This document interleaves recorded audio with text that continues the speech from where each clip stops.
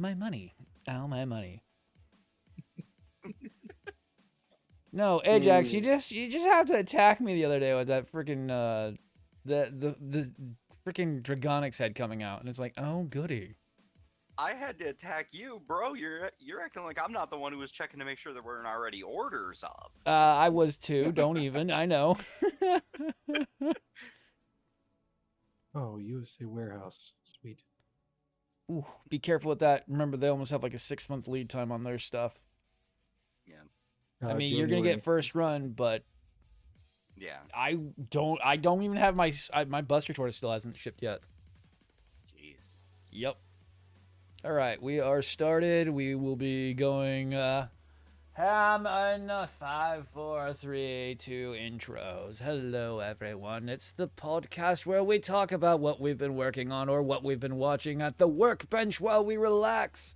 It is I, Vladdy, your daddy, because I will show you where to go buy things, and I hurt your wallet just as my own, because I want you to have the very best model kits, but I would like you to save a little bit of money from time to time. And as always, let's take it away. Start off with Ajax. This is your GM of gyms, Ajax the Titan. This is Done, your everyday average Gunpla builder. And the blue steel of Astrays, Honored Astray. There we go. All right.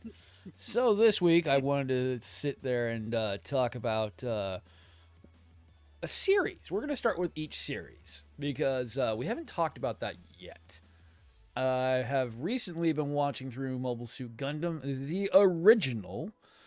Why? Because I just needed something, and I didn't think I was going to get that into it somehow. Somehow I did. I really don't understand how I did that. A very weird way of doing that. And I forgot to grab one chat box. Let me grab that real quick from YouTube because I did not update that.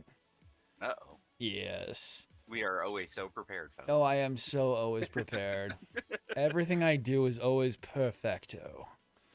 No, it's terrible. I'm so bad at this game. All right. So I need that up there, and then go back to freaking OBS, and then I can go to docs, and then I can change everything.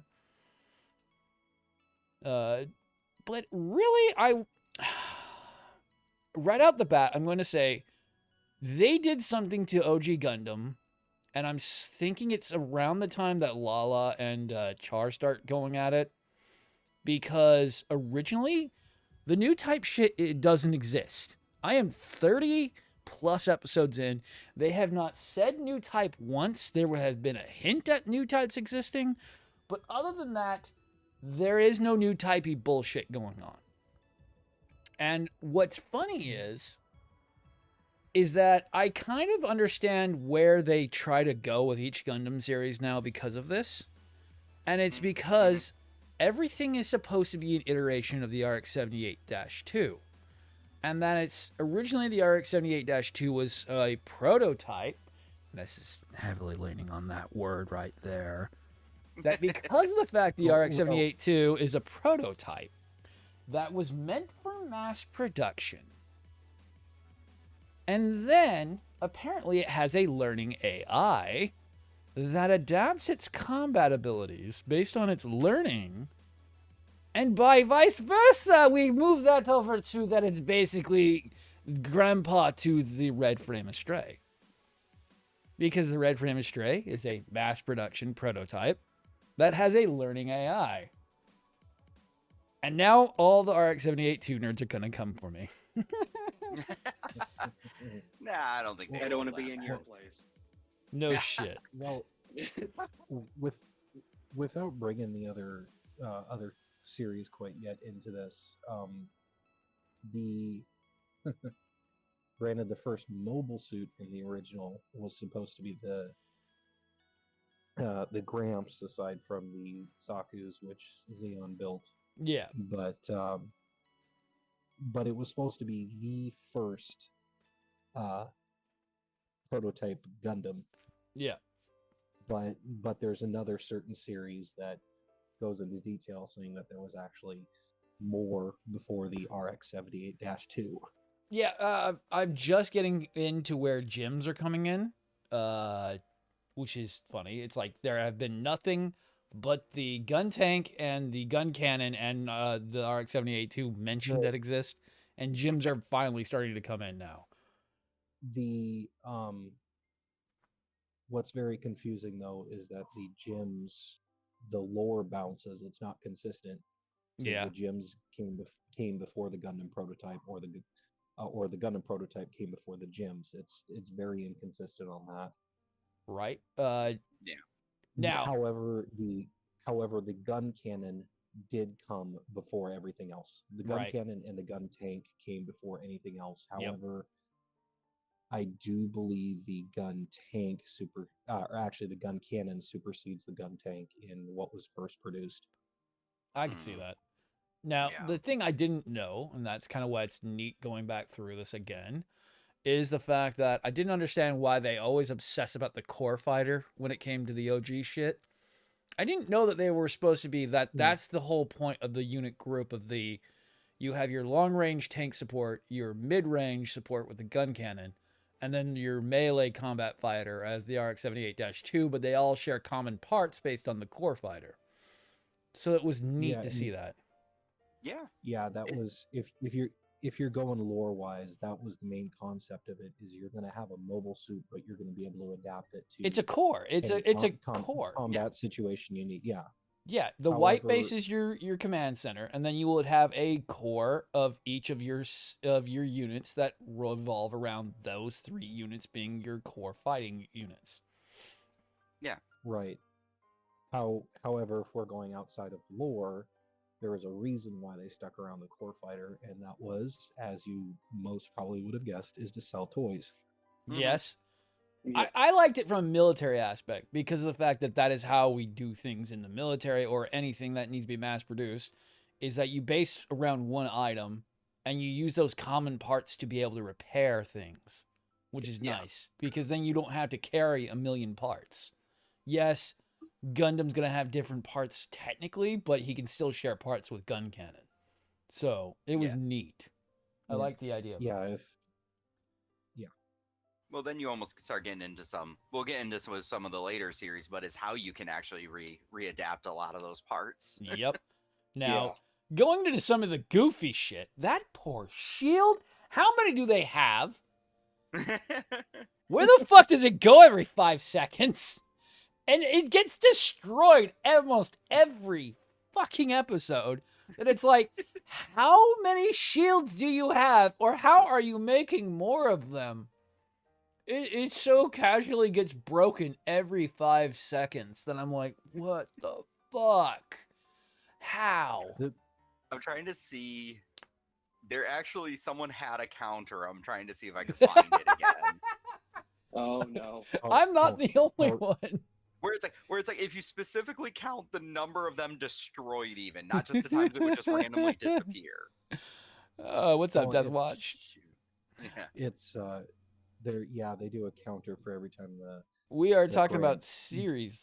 dis Sorry, one sec. discard We are talking about series today on the podcast, and it's getting interesting already. We're just started, and we're talking about the OG Gundam.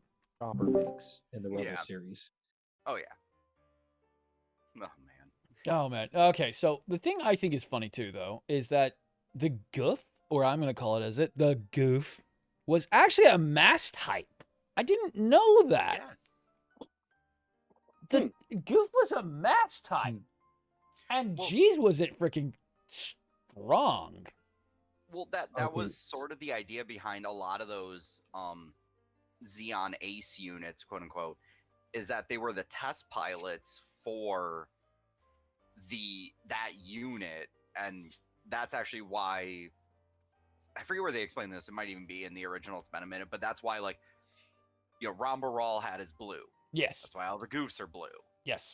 Black Tristar had their colors. Yep. Reason the Doms are all those colors. It's Mhm. like that idea of it. Oh, So- okay. So we're oh no, okay, keep So- going. I was gonna so you see similarities with the Goof and the Zaku, even though they are different. Yes. But the first Goof prototype was actually without going into the deep details of it, and I keep diving down these holes. Um, the original Goof prototype was a Zaku with more agility mechanics and less armor. Mm. That tracks. And then Are you talking about the prototype one that had that massive like VTOL looking backpack thing, or is that a different one? That's a different one. That's when Okay. they were playing around with different units that they could mount to it. But Okay, I was just But yeah. curious. Sorry. it was they did their first. I gotta remember where I read this at, but the first Goof prototype was actually a Zaku 1, and their second prototype was a Zaku 2, and they took the data they got from the Zaku 2 prototype and turned it into the Goof. And then the first one that came off the production line went to Ramba Raw. Mm. Fair. So talking about Rumbiral, let's see. It's hard to hear over the music. Well, that's weird because the music shouldn't be too loud because it shouldn't be. Let me adjust some stuff real quick. Yeah. Give me 1 second. Open volume mixer. Yeah, no, I'm trying to get into the devices real quick.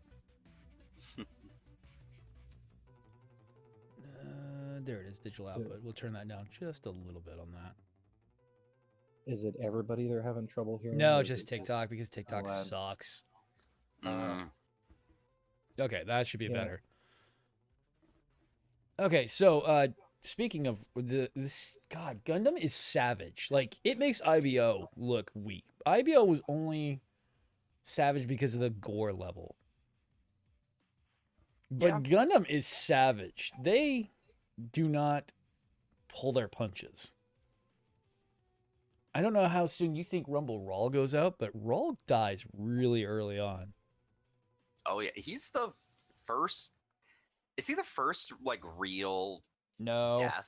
Well, I mean, No. as in like in what ends up being the cycle. No. No, there No, were he's so not? many more. Like half the crew of the White Base died like in the 3rd episode. Well, I meant the pseudo Xeon villain of the week.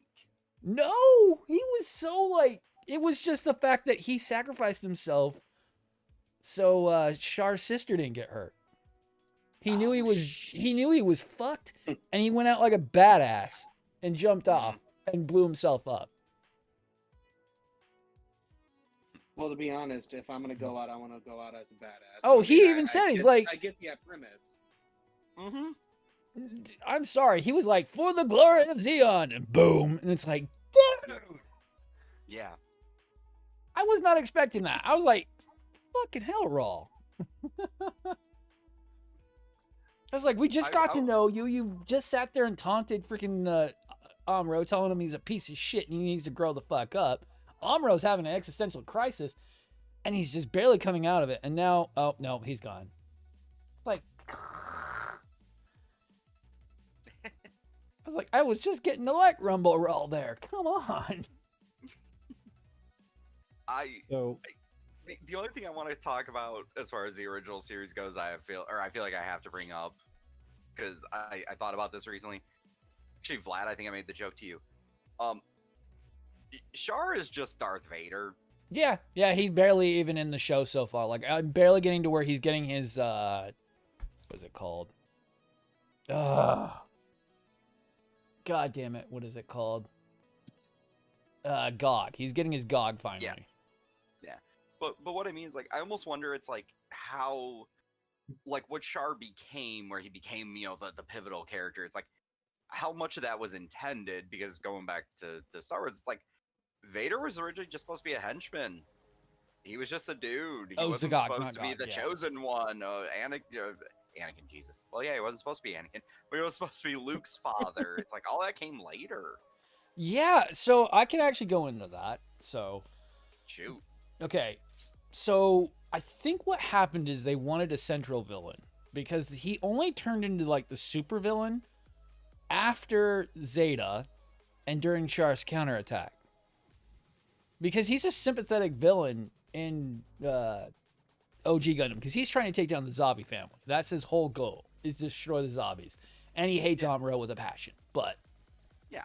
he doesn't care really. He's more focused on taking down the guys who killed his father. So, and saving freaking his sister. And it's like, but then he becomes maniacal, and I think they did that from what I've found, what I've read previously, is that the fact that it's like, it's half because of Lala, that being the motivation for it, and then they just wanted a main villain.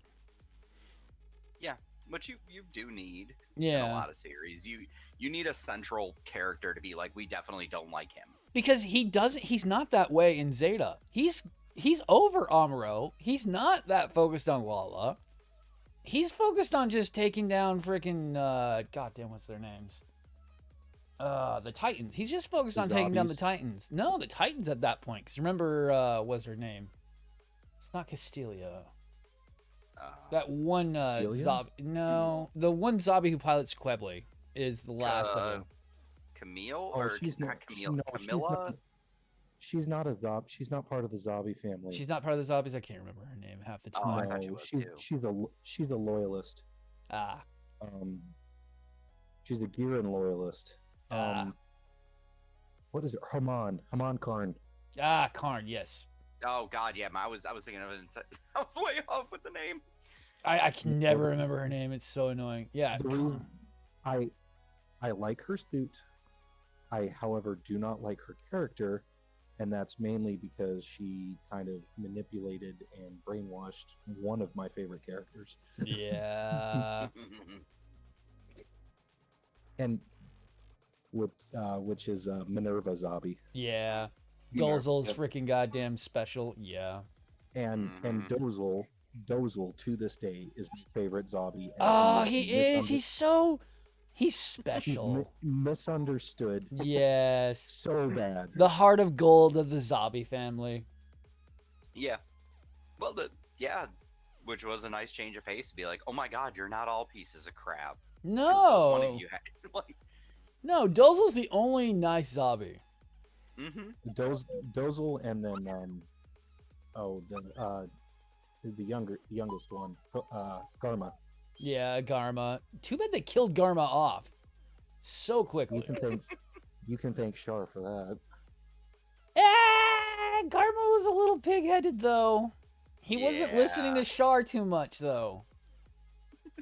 He Shar told knew him how not to to hype run that in. dude up. And he told him not to go in, and he still did. So you can't blame Garmin for trying to go for his glory and then got it. Yeah. Well, he got his glory at the expense of the manipulation from Shar. So. Yeah, well, Shar's got a reason for that. Well, despite that, yeah, she did, but then, yeah, unicorn, yeah. Oh my God. We're Okay. not even going into that yet. Oh, we're not there just yet, but we'll keep on the UC timeline. What's next after that? Zeta comes after the OG. Well, we'll go to Char's counterattack, actually. Because that's like the closest that most people should know. I didn't mind it. I don't like the giant time skip. And yes, we get our most iconic mobile suits from it. I would say. Yeah, probably second only to their original suits. Yeah. Yeah. Mm-hmm. Yeah. I mean, the most iconic Xeon suit coming out of that. Yeah, actually, yes, I will give you that. If we're talking about as individual suits, yes, the Sazabi is the most iconic Xeon suit. But story-wise, I didn't like the whole love interest kind of stuff. That was so weird. I want more Char versus freaking Amuro. I didn't like the B plot. I would argue the point that the Zaku 2 is the most iconic Xeon suit. Only if it's in Char color. Sorry, unfortunately. No, I think the Char Zaku 2 and the Grunt Zaku 2 in green. Right. I think those are the most iconic.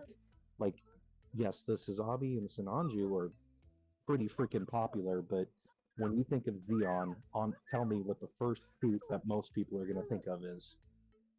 A red or green Zaku 2. Right. Fair. Yeah. Let's see. Donna, have you watched Char's Counterattack yet? Or I started it, okay. but haven't gotten all the way through.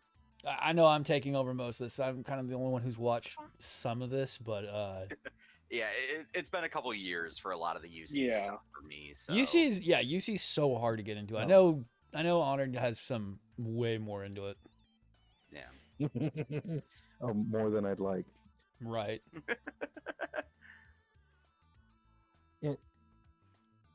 And one of the biggest reasons I took so deep of a dive into it is there's another podcast that I listen to that breaks down every episode in the UC. Oh my god, that's a Oh, wow. lot.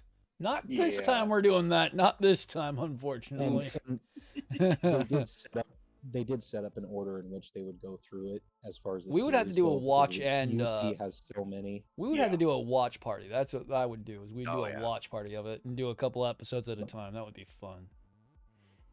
Yeah, But yeah, so keep going. I've got a brain fart going on right now, and I can't think of the name of the podcast. But basically, they broke down into each episode. They talked about the parts of it, what parts of that episode were inspired by the Japanese culture of that time, Right. and then what each episode kind of had into it. And they even brought in some mental health specialists. Oh, to my. talk about they interviewed him and said they had him watch the specific episode, Oh and they went shit. to talk about Nice. how Amuro, because of what happened for him growing up, causes this action in this episode. This could have led to his action doing this, and Mm, yada yada yada. wow. So after all that said, going through the UC after listening to that podcast, just like, oh, there is a lot more to this, and I can understand being so hard for people to get into. The like I was telling Donette, he had an issue with the animation. I'm like, no, but the story's so good. Just don't look at it. That is the easiest way of how to watch UC. Just don't look at it. It is weird. Just listen. Just listen Yeah. to it. I'm really not hating it. I'm not as mad at Amuro, but it's also they did voice actors that work. Amuro being Light Yagami is kind of a decent voice actor for that role. He's got the vocal range for it, and it's like, yes, I will. Yeah. One of I would say a lot of the Gundam shows live or die by voice actors. Oh, they do. A lot Yeah. more than a lot of other shows, potentially. That's why I kind of prefer to watch a lot of them subbed versus the dubbed. Ah, Is because the voice actors, when they're speaking, Japanese, they've got more passion into their character, versus you get, an American voice actor or English speaking voice actor, and a lot of times, this even outside of Gundam, oh you yeah. know, you can tell that their voice actors are either they're not into it or they just can't hit the Right. Now, okay, so moving really on from hard. Char's counterattack. Zeta's one that I've gotten into. I need to get into double Zeta. Sega. Zeta was good. I have to say that. Zeta was good. I would tell both Ajax and Donnet to at least listen to it. Oh no, would- I've seen Zeta. Oh, okay. So yeah, that's right. So you've seen Zeta. The way they did Char was great. I loved it. I loved the way they do Oh. Char. You mean Quattro Bagina? Yeah, I don't know who you're talking about. Who again? Why did Yeah, they give him yeah, the way Char's cooler? dead, dude. Yeah, Char's dead. I don't know what you're talking about. I love how the Mark II was played so off, and then Zeta comes out just out of nowhere. It's like, okay, well, you were all hyping up the Mark II, and they use it for so long, but the Zeta comes out of just basically what? Well, Thin air. yeah, the Zeta was fine with actually it. one of the first. The Zeta was the first. It was designed by Camille, based off the Mark II, and then they integrated the prototype psycho frame into it. I mean, And now, that was technically the first Gundam to have a psycho frame in it. right? So I didn't like it. Did do the new typey stuff a lot more than the original's been doing. And that did kind of drive down the engagement level that I felt on Zeta, but it was passable because the characters were fine. But I wish that Camille had been a better character overall, though. Yeah. Yeah. Well, but, one of the things is the original um, 0079 or Mobile Suit Gundam, whichever you want to call it as, um, they were supposed to do more new type in there. I'm glad they But didn't. the reason they didn't is because after they were cut short on production, like they weren't allowed to do as many episodes as was previously planned. They Right. got cut short, and so all we got is maybe in later on. You'll if you're still watching the original, it's a much later episode, but there's one episode they'll talk about the new types, and it's supposed to go Oh more from no. there, Oh no. but it just kind of crashed and burned. I don't want it. I don't want the new type stuff. It's so boring. I hate it. It's plot. It's plot armor. I love the fact that's why I really liked the original series is Gundam gets fucked up almost every fucking episode. Versus Zeta, where Zeta's always fine. Zeta doesn't ever get broken. Zeta never has issues. Oh, Gundam just lost a leg. Oh my god. Yeah, like, oh god, what are we gonna do now? The implications of this, and Oh yeah. No, I mean like what was it? Gun tank breaking its getting its treads blown off or blowing an entire freaking drive shaft every 5 seconds. It's like okay, that's relatable. But Zeta, nothing ever happens, nothing ever gets broken, everything's fine. They've never had issues. It's like okay.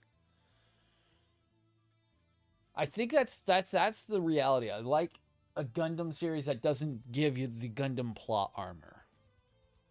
And Zeta did, but didn't at the same time.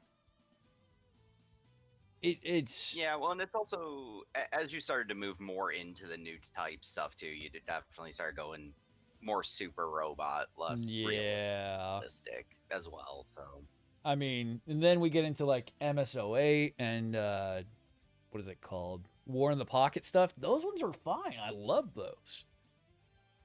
really, really solid on a lot of those. Those are ones done. If you haven't watched the MSO8 team and No. War in the Pocket, oh my god, Dude, I Trust me, cannot. my list I of- can.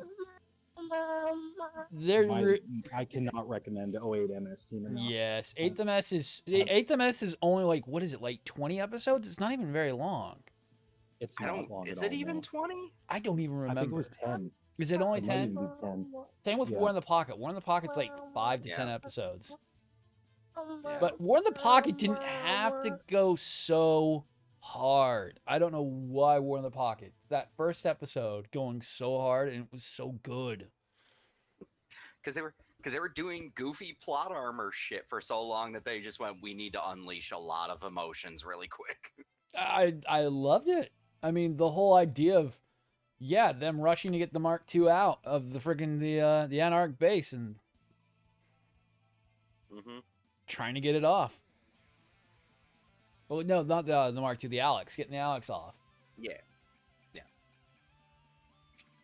Oh, Or just how yeah. how some of the Xeon units are even portrayed in some of those, where it's like they are monsters. okay. What we want to jump straight to how we're still in UC, so let's talk about why the fuck does the frickin' stupid looking goddamn Xeon suits be the most deadly things ever created? Oh, the Snuffleupagus destroys people. Oh, what is it called? The Dumb. Well, it looks like it can't even frickin' move half a mile an hour. Travels so fast that you can't even keep up. Yeah.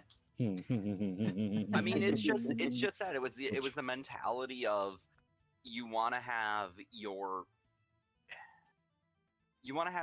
good guys. Okay, we're talking. This is old idea. Okay, but you know what I mean. It's like the Federation were the good guys. They have the human looking and the very heroic colored units. You know, they're your Super Sentai. They're your Yep. you know all those. Yep. And then your bad guys are the monsters. Yeah, we need a Rita Repulsas and everything. Yeah. Exactly. Yeah. So it's like you end up with weird stuff like. But they don't have to go There's a so fucking hard.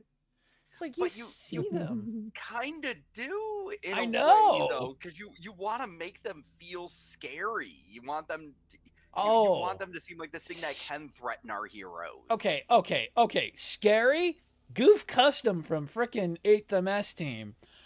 Jesus Christ. Nightmare. It's a nightmare. You want a scary unit to give you 20 minutes of what? Jesus Christ. And look how they animated his pilot, Norris Packard. He Yeah. was menacing looking. Oh, it was. Mhm. I mean, shit, just Rumble Rawl just dancing around friggin' Amuro in the first few little interactions they had. Laughing at him, telling me he still wasn't actually a good pilot. It's like, This is no Zaku, boy. yeah, this ain't no Zaku, boy. You only won because of the computer, boy. It's Yep. like, Jesus, you're Kratos of the freaking Gundam universe. All right. I wish he had that much plot armor. God damn it. Oh, I know. I really wanted Rawl to freaking continue on, and then it's like, no. I know. He felt more like what should have been Amuro's freaking heel than Char. He would have been better to keep around, yeah, for at least for a couple episodes more to really kind of Well, give you a gauge of Amuro getting better. Maybe have him kind of disappear for an episode or two, come back, you know. yeah, and what I did really enjoy, while is I do have my gripes with the Origins series. I do like how they gave Ramba a lot more of a background and understanding of where he was. So how he knew Sayla, and how much of an honorable person he was within Xeon. Yeah. Well, I mean, he really was actually trying to be nice to Amuro, technically. Because he could have just wiped them out, just being a complete ass. He didn't have to do as much as he did. Yeah. Well, he also didn't. You could also argue, and they kind of go into this, or with Origins, I would officially say this, but he didn't want to kill a kid. He viewed Amuro as a kid. He's like, I don't want to be a child murderer. No, he did not. So, which again speaks to his character of him being a very honorable character, and that's why a lot of people like him. Right. And then, like, what is it called? In War in the Pocket, I feel so bad for the freaking Camphor. He got freaking owned by the fucking Alex. Yeah. Oh. Poor baby. He didn't even get out the game and got completely boned. Yeah. I mean, and then when you look at the wacky suits, because we were talking about it, we're on to about those middle ground series, is like the Hygog and the Zagok E being the two wackiest freaking looking suits, but being freaking insanely useful. Like, as an outsider from coming into Gundam, from being basically a wing baby, coming back in with during the era of IBO and freaking Unicorn, looking at some of the Xeon suits and going, well, that looks stupid. That looks stupid. That looks stupid. That looks stupid. How are these menacing? These aren't Gundams. Gundams are the only thing that are cool. And then finally having an appreciation for it, and then you realize, oh my god, the Rickdom's insane. Oh my god, the Hygog is taking out everyone.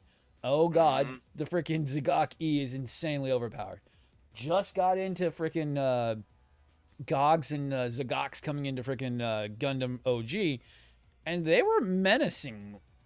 Yeah, those claws are fearsome. Yeah, and Gundam barely got lucky with even being able to take a couple out because he almost got killed a couple times. Oh yeah, Thunderbolt's at guys. Yes. Oh my god, Thunderbolt too. Yeah.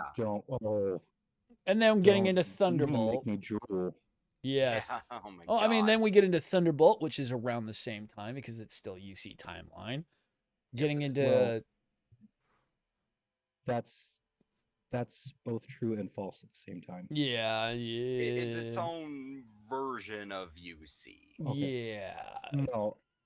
So this is actually what, surprisingly, a lot of people don't know, is originally the Thunderbolt manga, both Sunrise and Bandai told the creator of that to go ahead and do his own thing. He had his permission to go do his own thing with the UC. So the manga is considered an alternate timeline. Mm. However, what Sunrise did with the Thunderbolt anime iteration we see is they allowed that to fit in with the events of UC. Mm. So the anime story we see is completely different than the manga. Mm. So Yeah, I mean, we're going to be talking about an alternate timeline that's technically better. Well, alternate story that's technically better here in a few fucking minutes. I mean, we got plenty of time Yeah. before that comes up. I mean, Oh, oh yeah. man.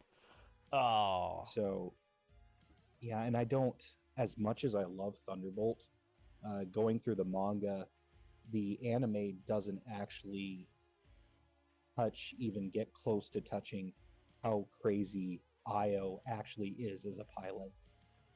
Like you think he's nuts in the show. Oh, he is batshit insane in the manga. Yeah.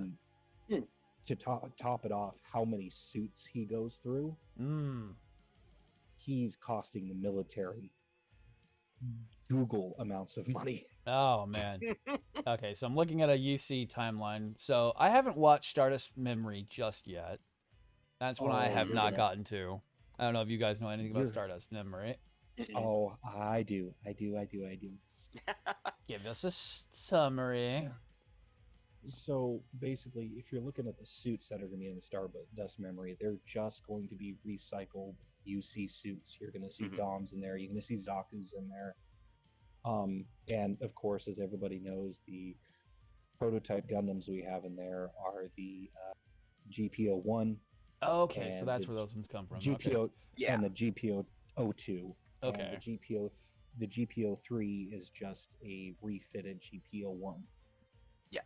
Okay. So, but yeah, and basic premise of the story is, as you would have guessed, if you've seen UC, you know the deal. New suits get produced, one or both get stolen. And in this case, the GPO-2 was stolen, and the reason that one was stolen is because its rocket launcher is actually a nuke launcher. Yeah, which is supposed to technically be illegal in the UC timeline, correct? And we're not supposed to use nuclear weapons. Nope, we're not. And if you notice, in most Gundam series, nukes are illegal for a reason. That's because most creators like to reference the tragedy in World War II. Well, not just that. I mean, a nuke is an insane weapon to be used, and even if you're using giant mecha robots, you're just gonna take everything out, anyways. I mean, no matter what the narrative would have been on that, those would still have been the ultimate "fuck you" button. Yeah. And then moving on to F91, which I have no idea. I still have not gotten to watch F91 yet. Me either. Let's see. I have not seen. Shoot, what are they? I have not seen Victory. I have not seen Gundam X. G Savior. I haven't watched that either yet. Yeah, no G Savior.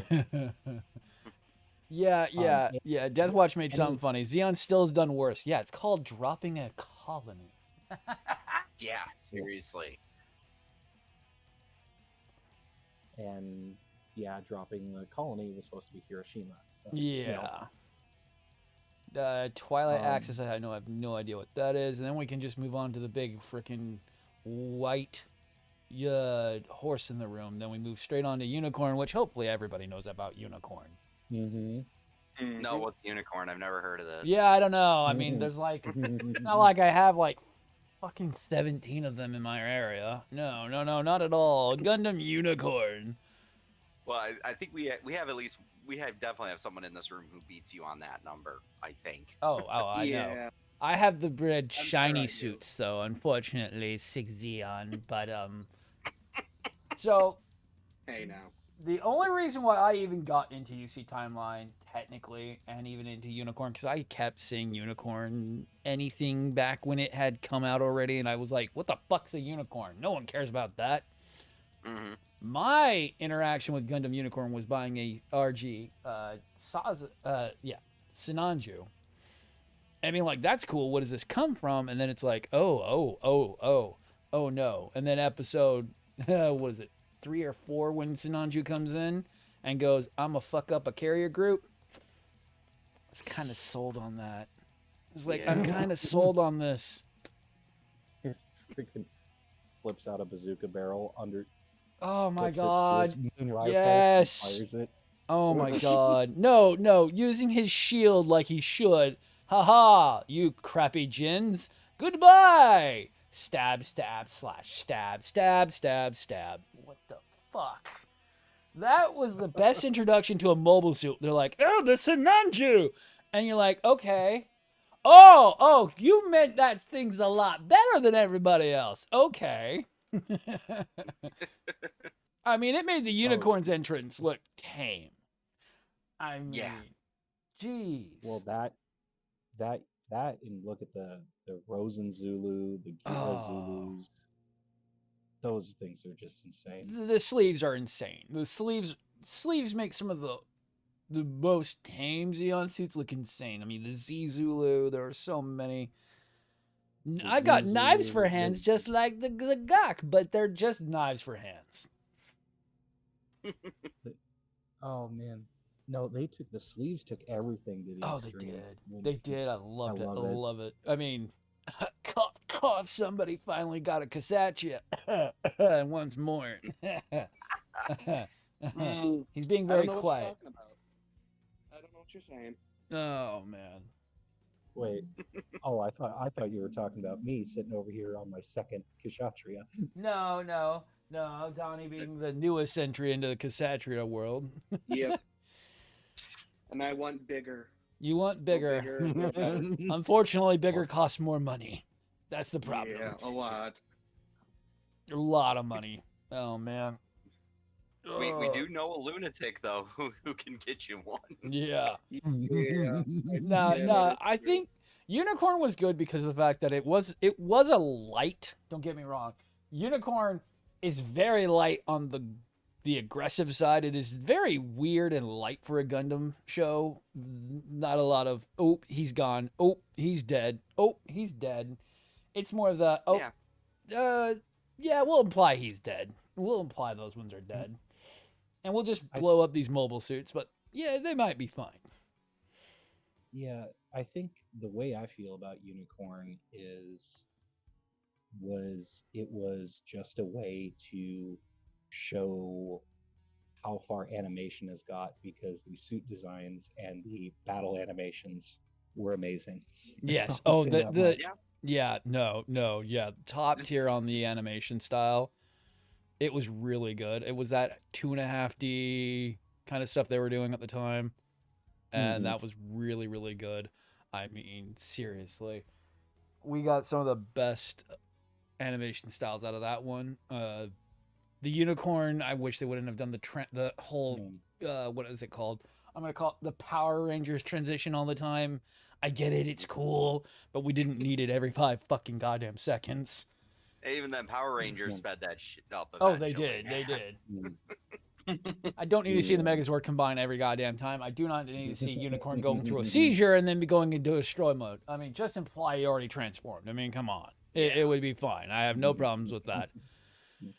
It would be perfectly all right. But, yeah, like you said, Rosen and freaking Full Frontal being so... God, I wish they would have done more with his character. I know it's an OVA. There's more to it in the manga. But man, did they rush the design and rush the entire series for it. I would have loved more. Or, I wouldn't say that, Death Watch. Barbatos is not superior. I don't think that in any way. We'll be talking about that soon. I will say another good point I have about Unicorn is actually my favorite ship comes out of that series. Which one would that be? That would be the General Rebel. Ah. Oh, Yep. yeah. I mean, we get the Delta Chi, the Delta Plus from it. It's the gym snipers coming. The amped up gym snipers. Yes. I mean, some really top tier level mobile suits coming out of it. And unfortunately, half of them haven't been produced since Gundam Unicorn came out, and it's really fucking bullshit because they're really fucking expensive. I have tried to get some of those freaking model kits. They are so expensive. Well, and Yeah. on the note of the suits too, that's something that I really want to give the design team or the design people. It all felt like natural progressions. Oh yeah, yeah. Like you could see, like you could kind of follow the production of like you'd be like Unicorn, and then you look all the way back at Grandpa, and you could be like, okay, I can kind of see the timeline. right. Sazabi to Sinanju, Jim to Jesta. It's like, Well, I can follow. actually, these. Sinanju's not Jim- related to Sazbi at all. Sinanju's related to the RX-93. Well, no. I mean, like visually. But yeah, it's like, the you can tell visuals. they're Yes, supposed to be- visual. Yes. Yeah. I'm talking Color. about from a visual standpoint. Yeah. Yeah. With, No, I know. with- We're not talking actual production lines. No. Oh, okay. Sorry. No. We're not going into production. No, but style-wise, yes. Sazabi to Sinanju is amazing, especially Stein afterwards in narrative, which is where we move to after that. I still haven't watched Gundam Narrative myself yet. I'm a little frustrated that they didn't give Stein to full frontal, because that would have made a little bit more sense. Or another full frontal, that would have been cool. Because remember, he's supposed to be a clone. They should have backups. True. Yeah, but what's his name was a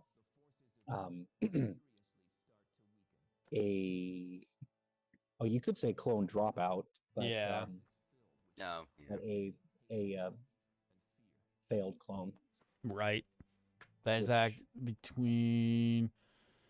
Just like that, the Hyzak is a miss between the Zaku's and Gems. Yeah, I can see that. Yeah. Yeah.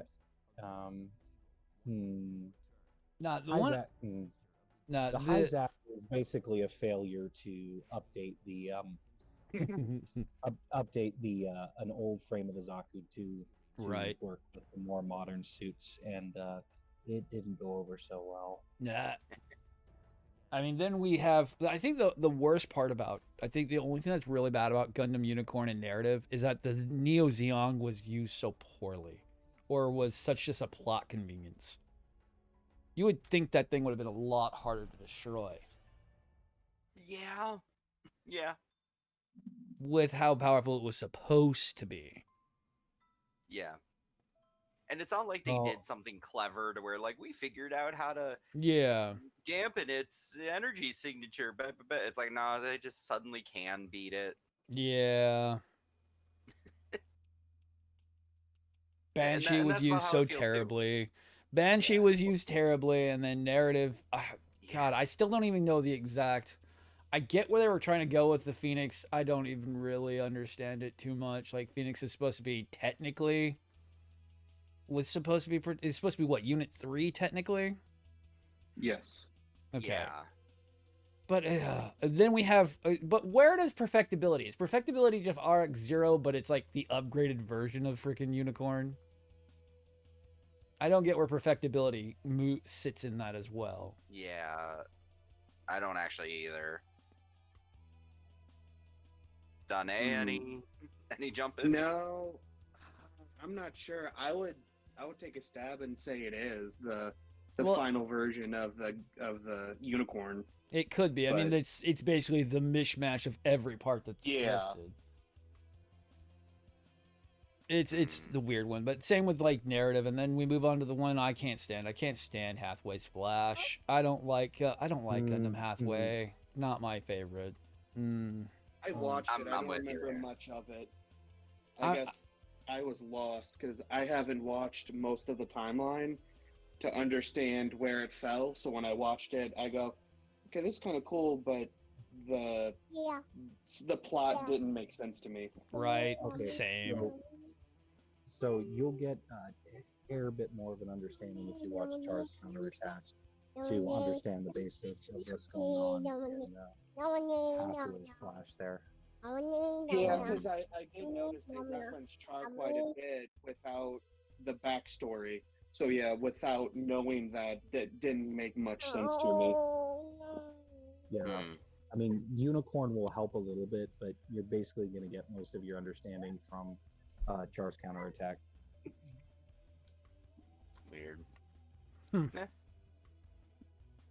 I hear that. Let's see. I'm trying to do something real quick. Trying to get it so I can do this a little bit better. Where are you?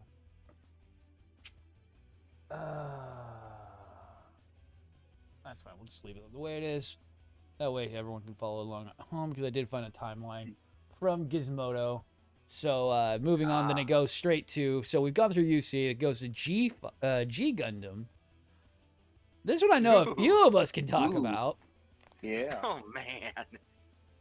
I've watched it through the entire series once when I was younger. I have not gone back to watch it in a long time. I didn't mind it. I couldn't, because it came out, we got it after Wing. And I was so confused as a kid. I'm like, what the fuck is this? I mean, it's cool. It's Gundam. But I didn't understand that it was a whole different timeline. Yeah, Yes. you did not get that. We were just like, oh, more Gundam. Cool, more Gundam. Yeah. So thoughts from That's some of the other series guys. That started on me. Right. That's the series that got me hooked, and then I had to work backwards from that one. Right. From the series that apparently almost killed Gundam Yeah. as a whole. Serious. I love how different G Gundam is from pretty much everything they've done, even still to this day, where it's just like, Yeah. it's so absurd, and I think has a lot of potential to have been, screw it, I'll say there was a lot of potential for a lot of what they did to be offensive, like culturally offensive, even back in the day. And because every character, I think, is treated with a level of respect, or at least humanity, like it's a show where not a lot of characters are true villains, they're just misguided or they're being manipulated. So it's like, yeah, you get away with a lot of really good characters. Even a lot of the goofy mech designs people super love. Just look at Tequila Gundam. Right. Yeah. Well, no. Okay, so Deathwatch made a good comment on it. So it's Dragon Ball. It's the Dragon Ball Z of Gundam, and I could see that. Oh yeah. I refer to it as the Olympics of Gundam. That's what I refer to it as. Right. Yeah, that too. I mean, didn't Domo and Master Asia launch a part of a skyscraper on their own outside of their suits? There you go. Right. No, but it was fine. We're used to that stuff. We're like, yes, wacky. Let's keep it going. Wacky. Perfectly fine for me. I had no problems with it initially. I need to go back and rewatch it again. I mean, You really do. You it's will not the laugh a worst. lot. Oh, I You will. will. I've tried to go back and rewatch the original Power Ranger series and died through the first 5 episodes. So G Gundam might be just as bad. Oh, dude, you just laugh at a lot of it. But like I said, but the heart's there. There really is Right. a heart to it that, you know. The one thing that G Gundam has done outside of every other one that I've seen, at least, is the physical character is actually controlling the mech with their physical movement, not Yes. via a button, a joystick, an AI computer trying to figure things out. You're literally controlling it, and that's And your what the magical aspect girl that I like. transformation. Yes. Yeah. Yeah. The magical girl transformation into your control suit. Oh, you mean black saran wrap? Yes. Oh, Yes. yeah. And then in the very end, the power of love will defeat all of our enemies. Well, they had to wrap Well, no. it up in a nice, neat bow. This Yes. is Its why own it's burning standalone red. thing. Oh Yeah. man. Okay, so Well, we can also, move. sorry, hold up. You're also talking about the pilots too. Can we talk about how the mecha horse is piloted by a real horse? I remember even as a kid, Yes. Oh, I that's even was better. crying, laughing Oh at my that scene. God. Like, no fucking way. Good old Alright. Funsaki. Okay, next one is oh no. The next one is everyone's favorite because if you don't like it, there's something wrong. After Colony, or is known as Gundam Wing. Everybody in the US should love it because it's the only one we got very first. Good old Tsunami. Now, I can see both sides of the both hate and love for the series. Yeah. You've got those that it's nostalgic for them because it was their first introduction to Gundam. Um, you've got others that they knew about Gundam before, but this one was the first one that really you could sit down and dive into the lore. But then those that hate it are just like, it's slow, it's boring. I It's big and robot, they fight. And fucking cool robots. So I'm sorry. I don't know yeah. how people cannot have fun. So I and this is gonna kind of fall under the Hathaway's Flash kind of thing too. But having gone through Wing again recently, Mm-hmm. you have to be the kind of person that can both sit and wait for what you know is going to be good, but also sit there and listen to the conversations between characters to kind of understand what's going on around the environment at that time, getting the lore. So Yeah. you're getting the best comparison I can do is the people that did not like um, the recent Star Wars spin-off Andor. Yeah. A lot Oh of yeah. people didn't like that because they couldn't listen to the absolutely beautiful masterwork that was the script for each of the Right. characters in each episode. It was so well done. That's yeah. No, I So totally get it. if Yeah. if you so it's that kind of fits along the same lines with you didn't like Hathaway's Flash, that's fine, but it's more for those kind of people that can sit there, they can wait for the good parts, they know they're good, but they I can also listen to the construction going on. Right. Well, You know, good comparisons also. It can be basically the prequels, like Star Wars. It's like the prequels of Star Wars. Basically, yeah, there's a lot to go in there, but there's still some of the most memorable parts from them. I mean, right. Yeah. Yeah. I mean, I mean, it's a show too where Honored, pretty much like Honored said, where it's like you really do have to sit there and listen to a lot of dialogue. It's not bad dialogue though, but another thing I would argue too that can hinder it is it feels like sometimes we're like rushing to nothing, yeah, where it's like Yes. nothing's kind of like jumping out. Like I can't, nothing's immediately jumping out in my mind, but where it's like they'll really hype something up, and then just like, oh, it's just this, or it's just this thing. Next thing. but that's fine. Yeah. That's keeping pace. That's what I would say. Is Gundam Wing still has a cadence and a pace to it. You're not always gonna have the big hype episodes, but then when the big hype episode does happen, I mean, there's a reason why we all stuck around. True. It's the only Gundam Yeah. series I own on physical media. I mean, still, then so- you move on to Endless Waltz. I know there's a lot of decisiveness on Endless Waltz because it was such a large jump in the time. But I mean, I've honestly never seen Endless Waltz. Jesus Christ, you really? guys are wow. How have you not watched Endless Waltz? I'm shocked. I am scared. Really. I am scared and I'm saddened. I love Endless Waltz just because it was a nice wrap up. It didn't need to be It an was. entire series. You got Death Scythe Hell, you got Wing Zero Custom, we got Heavy Arms Custom. The other two don't count because everyone doesn't really Yeah. care too Yeah, much about Talgis 3. Sandrock and we got Talgis 3.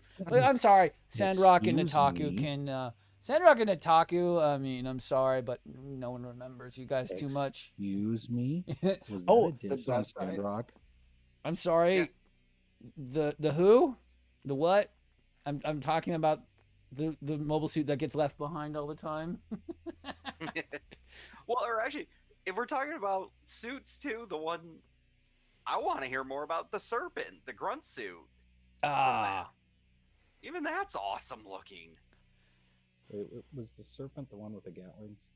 I think Yeah, so. well, yes, it's really Some hard to of- find. Some of them do. Yeah, but There's the two the different model equipment kit has units the for it. twin Gatlings like the heavy arms, yes, and they're Mhm. really hard to find. Okay. I've Mhm. looked for it. Oh, it's so expensive.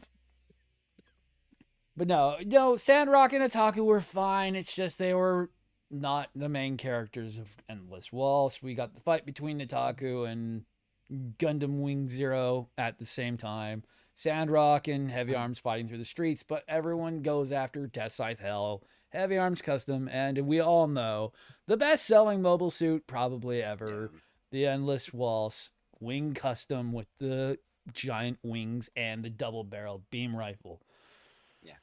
Well, you Mhm. could argue too that it's hard to beat even just that silhouette, man. That image that everyone knows of when Wing Custom first activates. Oh yeah. Yep. Dude, that's I, a I hard love thing how to they one have up. never recreated the capsule form. They've never recreated the capsule form for like a model kit. You can do bird form, but you can't do the capsule form of when it was launched for Hero to meet up with. Yeah. Well, okay, so actually I kind of have a bit of an answer on that. Uh-huh. It's that in practicality there's no way you would have to make it its own model kit. Yes. Because in actuality there's no way To make it bend and do all that. Yeah. yeah, well, and the dimensions of it Oh, are yeah. off. It Like would they've talked about it, where it's like it's nowhere near wide enough. I would love Like, it to still be a thing. I would still buy one. Yeah. You would I mean, It that would- you being would said, actually yeah, have to have it's- Go you'd ahead. actually have to have rubber pieces or some sort of fabric wings to be able to do I that. don't care. I'd still buy it. or kind of yeah. Why not I'm shocked they haven't done just a dedicated model kit version of it. Screw it, just do a high grade, do a 1/144 scale. People buy the crap out of Oh, it. we would. I mean, there's so Wouldn't- many one-offs that everyone buys. Yeah. Okay, so Didn't they do a third-party drop pod for the G Gundams? yes, they did. Yes, they did. Yes. Okay, so, So moving. why couldn't they do one for Wing? I don't know. They don't like money sometimes. Remember that? Remember? There's Yeah, a reason true. why Glory of the Losers is all P Bandai, and they gatekeep that so hard so that the way they don't make enough money off the Glory of the Losers kit. Frozen teardrop. Excuse me. Oh, yeah, yes, Frozen Oh God, Teardrop. don't even. I Mm. would pay so much for so many. The Warlock, the Prometheus, Ah. Beyond White. God damn, dude. Right. I mean, we barely No, got I just most of the suits in their freaking Glory of the Losers form. Technically, we still have not actually got an official wing. We only have wing from the third parties from freaking Glory of the Losers / Frozen Teardrop. Technically, Very because true. they did the metal build variant. Yes. I just want the cross gun for the Frozen Teardrop heavy arms. Ah, Yeah. Frozen Teardrop, Epion. There's so many different ones that are insane. Yeah. Oh, Wasn't oh, was Notaku gets like a Tallgeese super. Flugel from that, or was that or did it have a No. different version of the tall geese? I can't No, remember.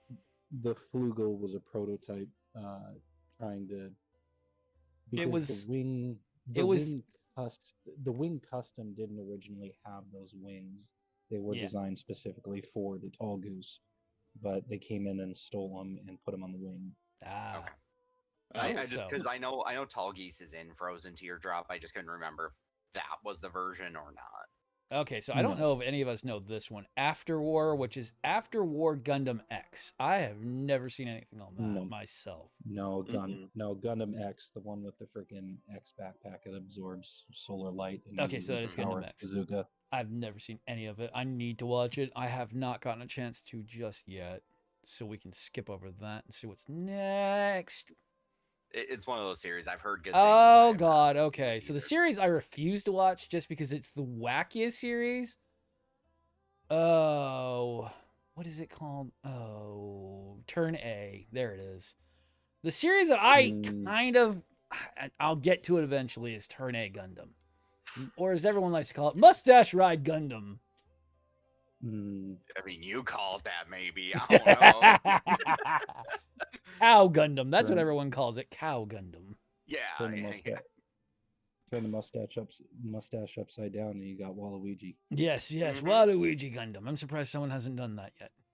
They probably They have. have. Oh, they have. That's even better. I love it. Or as I like to call it, plot armor Gundam, because everyone wants to put the Moonlight Butterfly as being so overpowered. Yeah. Well, in its own series, In it its own is. series, it would be, but its Yeah. nanomachines would get destroyed by just about every other Gundam's plot armor bullshit How, too. how many different series have a Gundam that freaking manipulates time? Uh, 00 Unicorn. I don't know any more after that.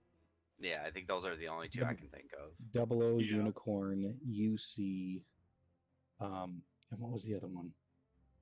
Crap, there's one more. I can't think of what it is. Turn A is. I have not watched Turn A Seed. myself yet. Seed? There is a suit in Seed that does that. Really? Oh, jeez. That's funny as fuck.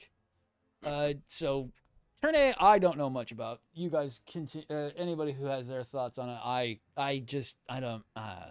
I'm not the biggest fan of the designs for it. Kind of why it's kind of put me off watching it. Yeah, I was the same. I started watching it back in college, and I think I only made it like 4 or 5 episodes in, and that just bailed. The other two, anything? No, I've not had any interest in it for some reason. Honored, you seem to be our guru. Nope, might have lost him. Yeah, he'll be back. It's fine. That's fine. We'll move on then. Let's see if we get to one that we actually know. Oh no. Oh no. I Oh, think I know where you're going. oh no. Cosmic Era, or as we like to call it, Gundam Seed. Oh, this is gonna go. Oh man, he stepped out at the wrong time. It's fine. We'll still be talking about it when he comes back. Oh, we're gonna still be here for a long while. I do not like the plot armor of Seed. I don't like the whole phase shift armor stuff. I can't get into it. I can't. It's so hard to get into. I hate Kira. I hate him as a character. Literally the most snooze fest character I've ever tried to watch in Gundam. I thought I originally hated Amuro and Camille more, but no, I hate Kira Yamato. He's boring. I hate it. Yeah. Well, and the worst part about Gundam Seed, if we're gonna stick to just Seed itself, because once you start getting into we're not Seed getting there Destiny, just yet. Yeah, well, no, that's what I'm saying. So just Seed itself. The thing that's always bothered me is, and I've talked about this on a previous episode, but there is a lot of potential for some really cool character stuff. There's a lot of cool potential. And even in the manga, they delve in some of these things. They take a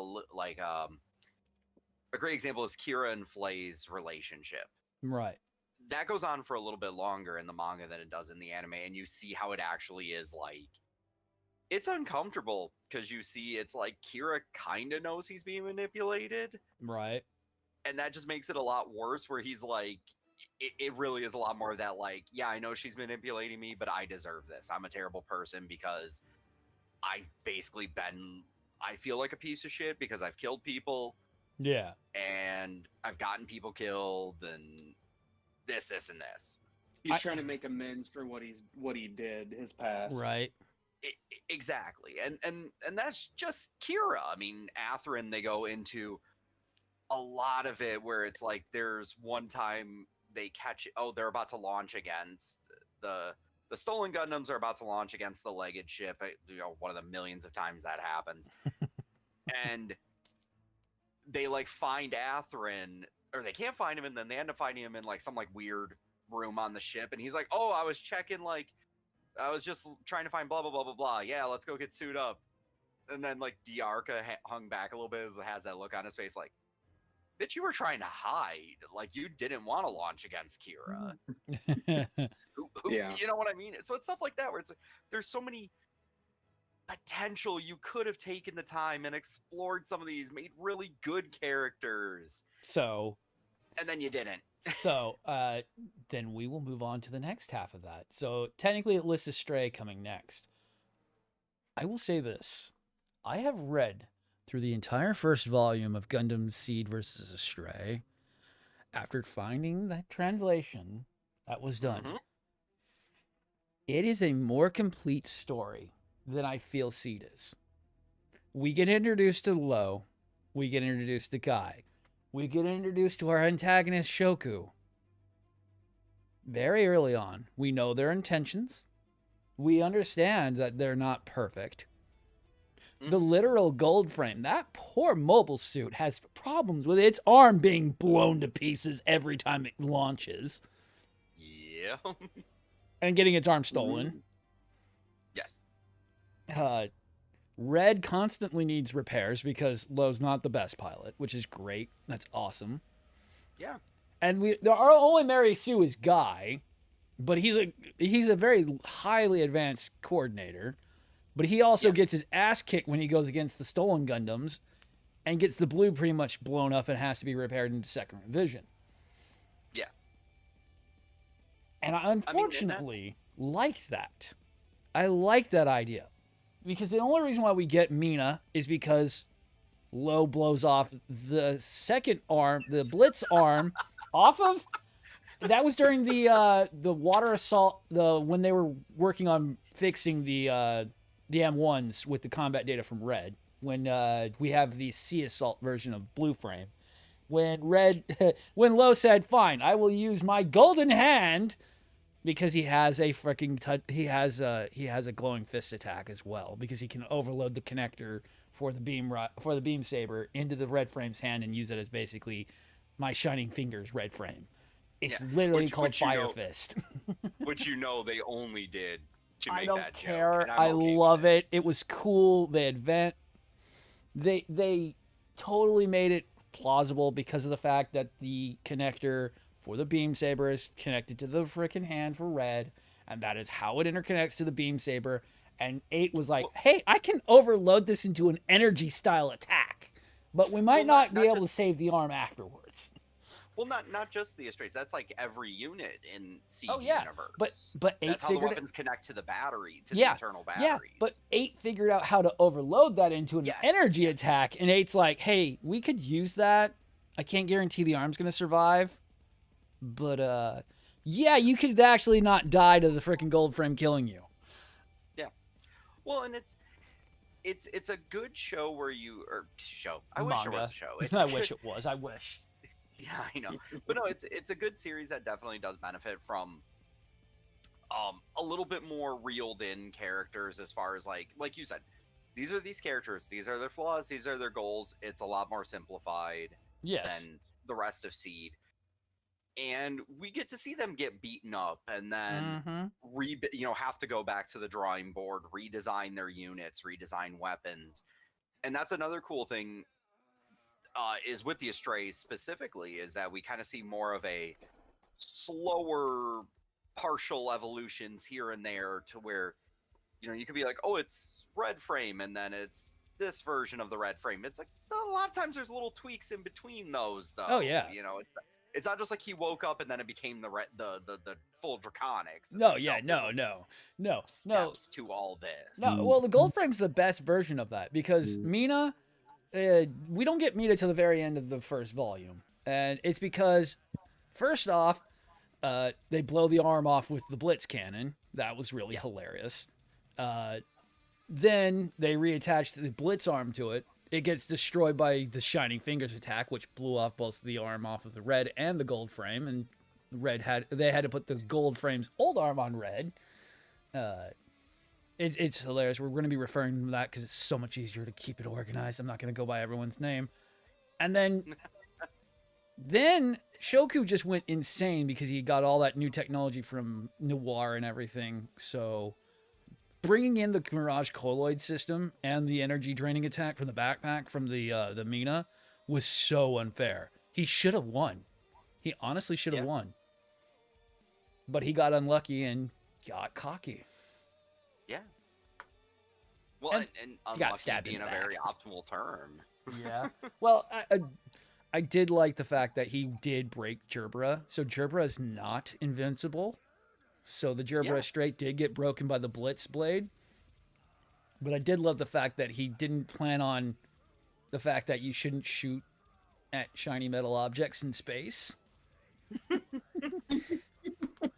I mean, Oh, but that was to so. be fair, That was such a. I didn't know that, so I would have done the same. Oh yeah, no, like- but I was just. It was a great way of sending off that, like, that Low has technically a kind of a connection with the Astray's freaking katana. That's the whole connection of it, and that's kind of why he reforges it later on. Kind of gets mad at the Mars team for stealing the design, and then steals the freaking Tiger Pierce, but that's way later on. We're gonna be here a long time, people. You better settle in. We are only stuck. We're only on the first part of fucking Astray. You better strap on in, boys and girls. Because then, I got that's- I got the drink for this. Let's go. oh yeah, well, that was also when Second Revision was made. He only freaking beat Mina because of the fact that guy threw him the tactical arm that he gave him. Mm-hmm. I know I posted the animation. There's an SD battle. I don't really remember what game it was where they did the whole animation for it. It was really fucking awesome. It looks so nice. It was so good. It was so well animated. I'm like, why can't we get this as an actual series? Yeah. But then him defeating it and then Guy going and stabbing Mina in the back was hilarious. It's like, well, surprise, bitch. You ain't getting away that fast. Oh yeah. And that was just the first half of Seed versus Astray. Summarizing it up, we then go into our green frame introduction, which is where blue third frame comes in. Then we get, what is it called? There's also the blue frame first revision with its full package weapons, which was in the middle of first volume, which was fine. They only used it for a little bit. It wasn't really that big. It was just an armor, weapons upgrade. Yeah. But then we move into, I haven't even gotten into second. Second book Yeah. is still not available anywhere for the most part. And that's when things go from Gundam to almost Gurren Lagann kind of stuff. Amaterasu creates and throws miniature suns. We're not even close to that yet. That's Princess of the Sky. This is like Type yeah, R. You're right. I'm skipping Yeah, a lot. no, we're going to like Jeez. Gundam Type R. Well, Gundam Astray Type R, X, and there's a couple other books that are in between that. That's where we get Yeah. Turn Red. We get the Insanity. That's the not the tactical arm, the powered arms. Yep. What is it called? D revision blue frame. Yes. Then we get the Hana. God, we are so far off. And then Hana Mirage. Green doesn't get any upgrades, which sucks. Green never gets upgrades. Yeah. He was only in that one book for that 1 second, but he's got insane plot armor because they made it fucking hilarious. Yeah. I could dodge Green, every Green move. didn't need upgrades. No, his AI was able to predict everything. Yeah. Green doesn't need upgrades technically. But then we get into the Princess of the Sky stuff, and that's where the wacky waving inflatable arm flailing man catches on fire. Because when we move on to Dragonics, Blue doesn't get another upgrade from what I know of, do we? I believe that's true. Blue doesn't get any new upgrades. Gold turns to Amatsu Hana Mm. Amaterasu, or is known as pretty much Gundam God. Let's Red see f- how long I can keep this. Yeah, short. calm it down. We'll let you talk here in a second. You disappeared for a little bit. Yeah. We have. No, my mic has very low charge and it's going. Oh in and no! out.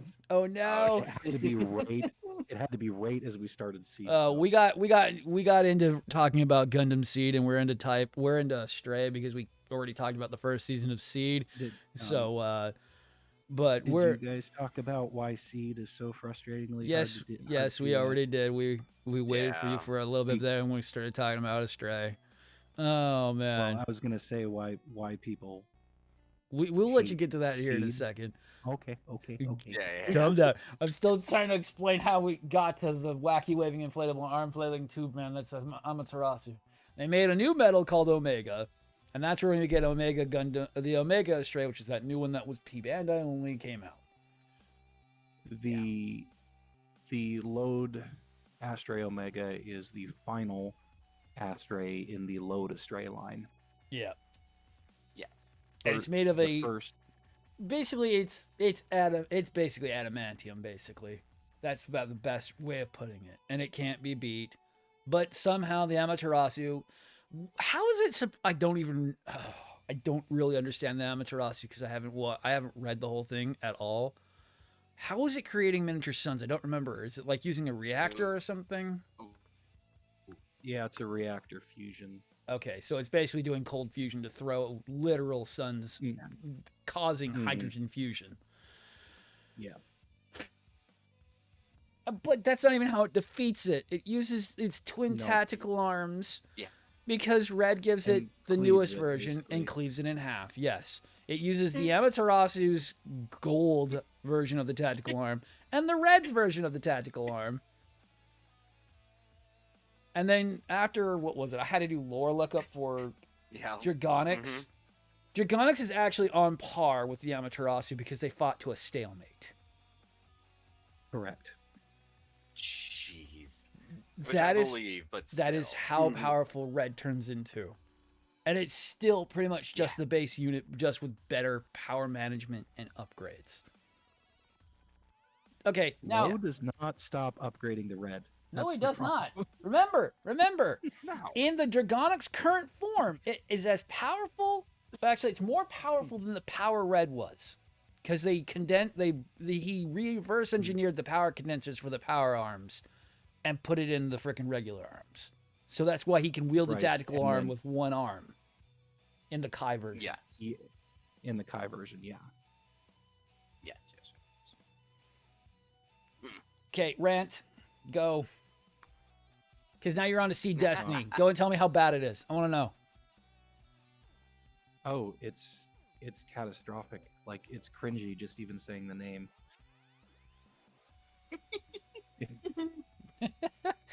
Now, if you want to say Seed versus a Stray Destiny, then we can talk. Okay, so is Seed versus a Stray Destiny? Is that the one I'm thinking of? That's the in between before Princess of the Sky. Yes. Okay, so I can't remember where Type R runs in, or Type R is in Destiny.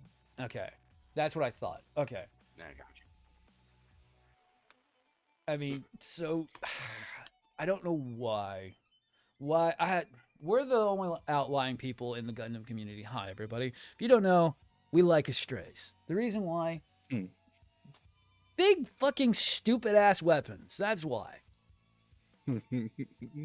That steal all of our goddamn money because there's a new add-on that just came out and I bought fucking 2 of them. Ugh. Oh no, where did you get them? It's a combination of they're awesome designs and power. It's Power Rangers and big weapons. Yes, Power Rangers and big weapons. That's a great way of putting it. It may be the Power Rangers of Gundam when it comes to Seed versus Astray, but it's not bad. It's actually exactly what it's kind of like what G Gundam did, where it's stupid but it works. Yeah. Well, you keep a lot of the stupidity to a point where it's not affecting your overall storytelling. Well, like, characters are allowed to be goofy because people can be goofy. Right. Well, that also shows that they're human, which is nice because Guy comes off as the most stalwart, kind of he takes the surf and tail to the nth degree of being, we're gonna be space pirates, but yet he respects Lo, but yet he won't fuck with Lo. He may send Lo off to go and fight somebody because he's those guys are really fucking stupid for messing with the junk guild, but he still does it because he's if he survives, cool. If he doesn't, he dies. Yeah. Then I suppose I have one less person on my Christmas card list. Yes. No, several it's times. Lo and Guy both have a respect for each other in the sense of knowing that they're good pilots and they've got skills. And that's pretty much it. Both fail and both win at times. Oh, I know. They learn from their mistakes. That's exactly what I expect. That's exactly what I want in a Mobile Suit series. Having a Mary Sue pilot be always perfect is something that I don't find great. That's kind of why I started liking Amuro a bit more in the original. When he fails, he's got to remember how to fix that. Yeah. But if you let him win Oh. all the time, it's bad. It looks bad on the character. You don't get character development from always winning. So actually, something I found out recently about the Dragoon variation of the blue frame. Uh-huh. Those funnels Yep. work from the sources I found, and I had to dig for this one. Right. It is unknown what funnel system those used because it's rumored that they were used in atmosphere. And funnels can only be used in space because they aren't designed to work in atmosphere. And what kind of broke that was the Destroy Gundam because it had the Generation 2 funnel technology, and people were kind of questioning about, well, they used them in atmosphere. That's like, well, they did compensating, because it's a big suit, they can make room for that stuff. But they say, like in the wiki and stuff, it's unknown what tech that the Blue Frames Dragoon system had in it, and because Lowe screwed around with it, I would not be surprised if they actually work in atmosphere. If it's Lowe touching it, yeah, it's probably right. And also because the Dragoon system was designed specifically for Guy to defeat what's his name, who pilots the Asteroid Noir. I can't remember what his name is, but yeah, I know you're. It's the original Gold Frames pilot.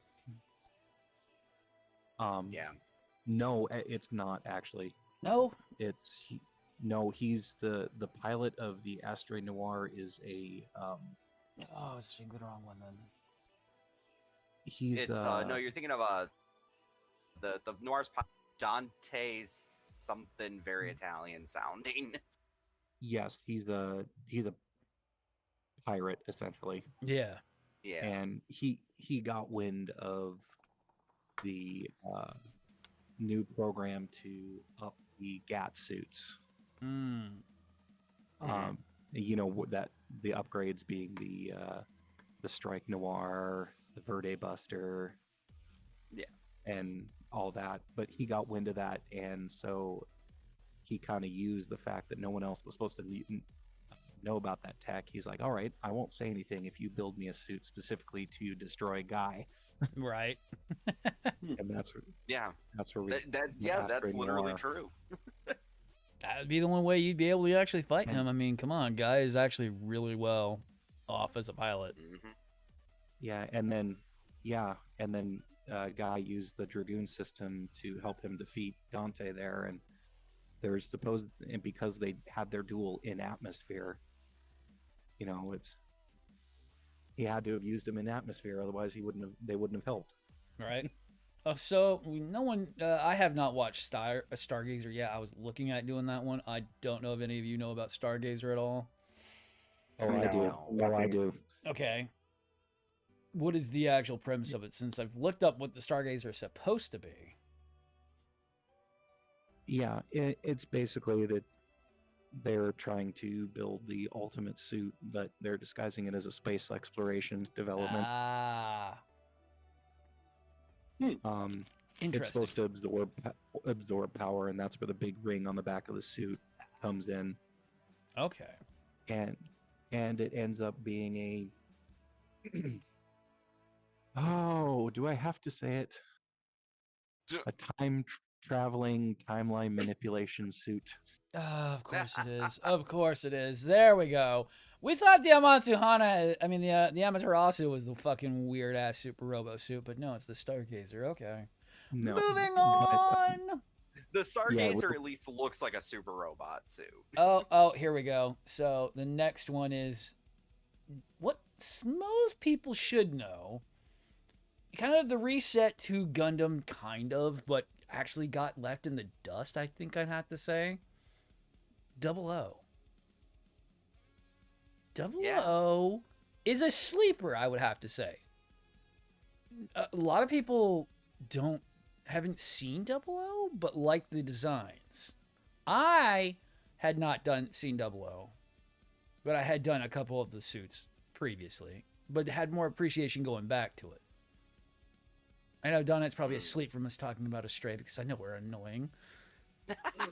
Yeah, I'm not much of a fan. I mean, I know. I love the red frame, but I don't know near as much about that shit. I just would let give you the guys go. I would give you the link for the translated copy, but it got taken down, so it sucks. Yeah. I can't find it anymore.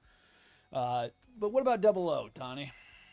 Have you watched it or want to watch it? I want to watch it, but I'm one of the ones that if I'm gonna gravitate towards a kit that's a Bandai kit, I have built many Double O kits, not knowing anything about the series. You should watch the series. You would actually get more appreciation real fast for it once you watch it. I did. I had a lot. It gives a lot of Wing vibes. Yeah. So I feel like I would get an appreciation just in general watching all of these series that A, I've never heard of, or B, I like the frames from. Yes. And knowing nothing about them. Yeah. Yeah. Double O, I feel weird saying this. Is Double O possibly the most, like, one of the most memed Gundam series? Oh, I am Gundam. Hello.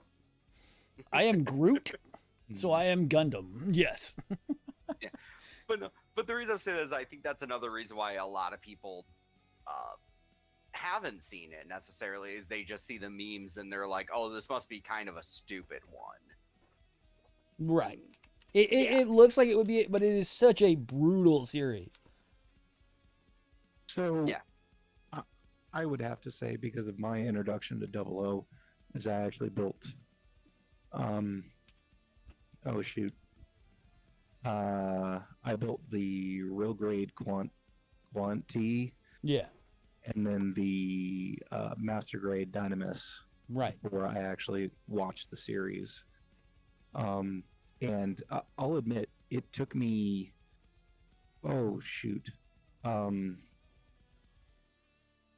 tried to watch it in 2019 and couldn't make it past the third episode. Really? I just got bored with it. It didn't appeal to me. I feel bad saying this because I thought it at the time, and it's completely wrong. I looked at it and was like, oh, this is some childish modernization of like Wing, or maybe trying to repeat the UC storyline like Seed did. That sucks, because after the third episode's when it actually starts getting started. They take so long to set it up.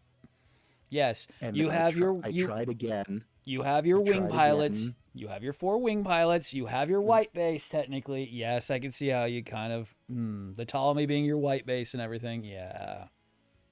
I tried again in 2020. Right. Again, I couldn't make it past the third episode. And it wasn't till the third time I tried in 2021. Right. And I'm like, you know what? I'm going to sit down and watch this finally. And I did. And let me tell you what, I did not realize how decent, I'm not even decent, good of a series that is. Yep. Like, it took a while to build, but dang, I got to admit, it was good. It's got Wing vibes with that. It's going to take a little bit. There's a lot of character setup. I mean, the Hallelujah story of season 2 needs to go away, but if you took away the Hallelujah storyline, I mean, it's so actually well done. I do hate, the only gripe I have with Double O is they plaster Exia over everything when it gets blown up pretty much immediately. And it's so annoying that Exia is the face of Double O when it should just be the Double O Riser. That is what confuses everyone, is why is it called Double O? Well, I don't know, because the Double O Riser is the main mobile suit, not the Exia. Well, I'm going to dig myself into a hole, and I'm going to gladly do it. Right. I thought the Exia was a different variant of the Riser. And I know I may drag Ajax into this. He thought it was too at one point. Uh-huh. Nope. I thought everything that came after the Exia was an Exia variant. Yeah. Nope. The only Exia variants is Quanta and frickin' goddamn, what's the other fucking name? Seven Sword. No, Seven Sword is actually Riser still. Yeah, The it's right. Estrella? It's Quanta and it's goddamn the other one. The fuck, I cannot remember its name right now because my brain doesn't want to be nice. It's the other one that's related to Estrella. Estrella and Quanta are the two that are related to Exia. Mm. Estrella and Quanta are the only two that are related to Exia, and then Double O is its own entire thing. Because remember, Double O has 2 reactors instead of 1, and that's the reason why it needs the riser attached to it, so that way it can combine the output to go transam. Because if it doesn't, it damages Double O badly. It's the reason why Double O doesn't show back up for the movie, because it's too broken. Awakening of the Trailblazer, Double O is completely smashed. Exia is destroyed. And they just barely got Quanta up and running. Mm. To fight the weird alien menace that's trying to attack Earth. It's really weird. Don't watch Awakening of the Trailblazer unless you want to be like, what the fuck is going on here? It's fucking there's weird. a reason you don't hear about that movie a lot. No, I hear it's bad, and I was like, it's not bad, but it is bad. Is that where the Harut's from? The Hatru, no, that's from season 2.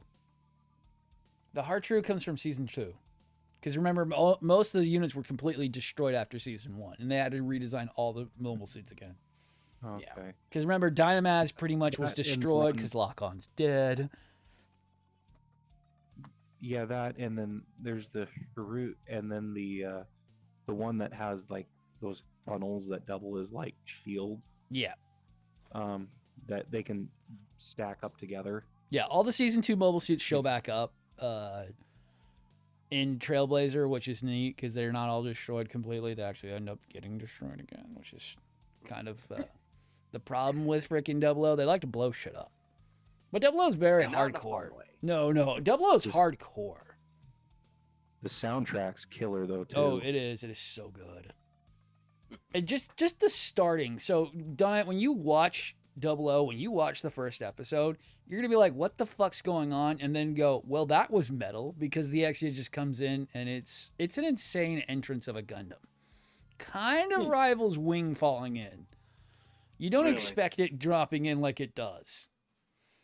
They don't pull punches on it. It's a very, like, they start rocking out the start with Double O. It was such a weird start off, but I liked it. I was like, that's cool. Sounds like it was a welcome change in that It case. was. Jeez. It was. So moving on. Oh, none of us have watched Age at all because we don't get Age in the US that often. Yeah. I want to watch it, but good luck finding some of it. And media is kind of hard to find on Age. Yeah. Anybody know anything about Age? Nope. No. Moving on. Oh, there's the one that most people complain about. So, Gundam Reganusta G. Basically, what is that one that comes from there? It's supposed to be taking place during after turn A. God, what is that one called? That mobile suit.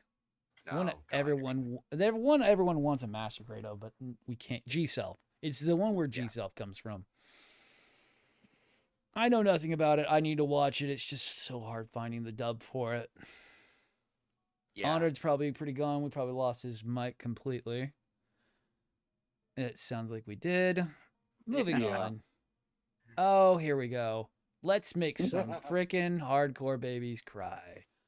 Oh Anyone man. still watching? There's a few people left. God, it would have been fun to make some IBO babies cry because Barbatos isn't that great. Please stop saying he is. Those exposed components cause him to have super problems if he was to make it into UC timeline.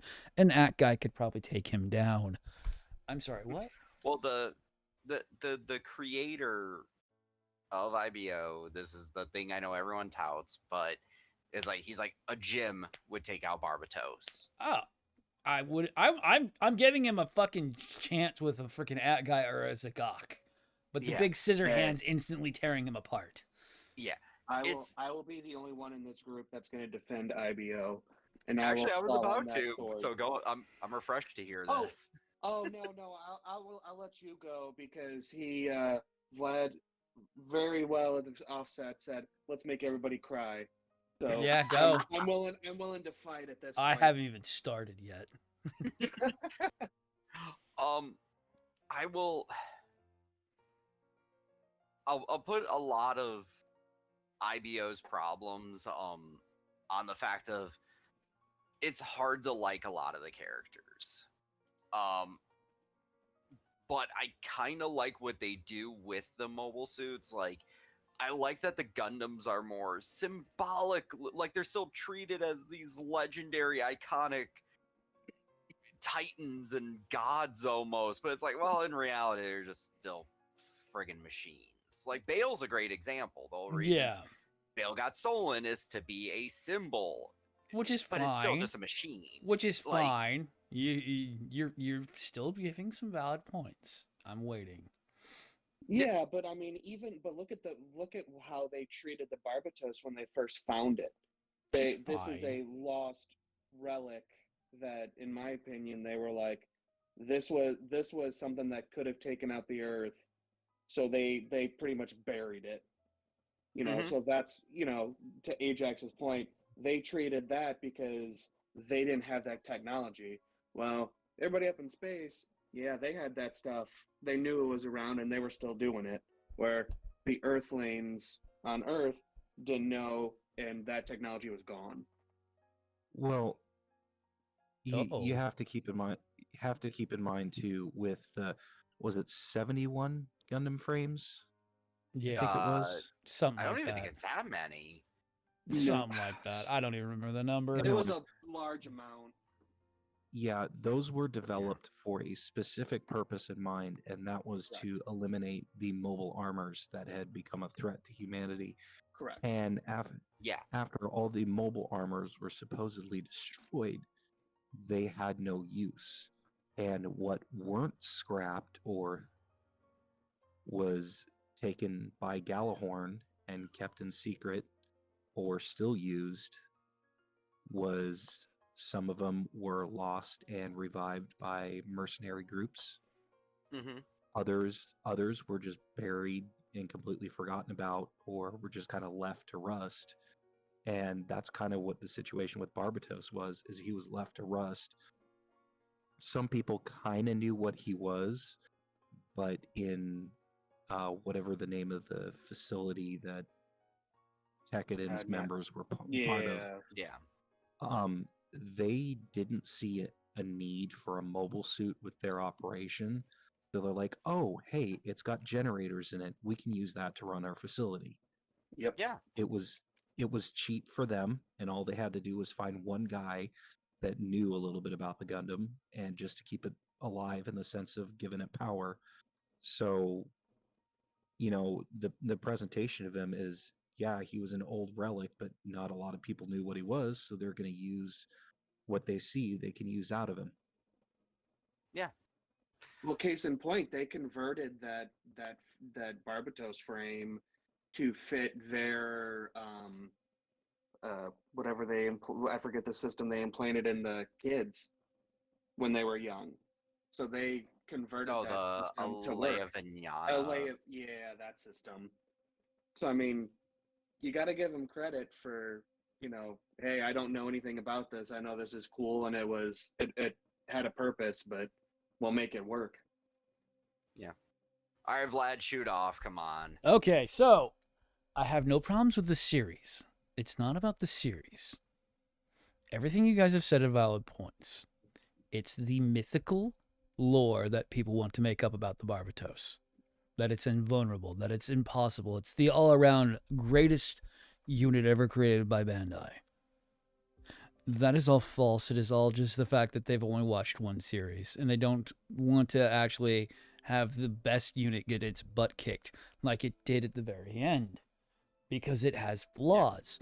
If it had been given more flaws and built itself up as more of a stronger unit, maybe we would have been talking that it was the greatest thing ever created.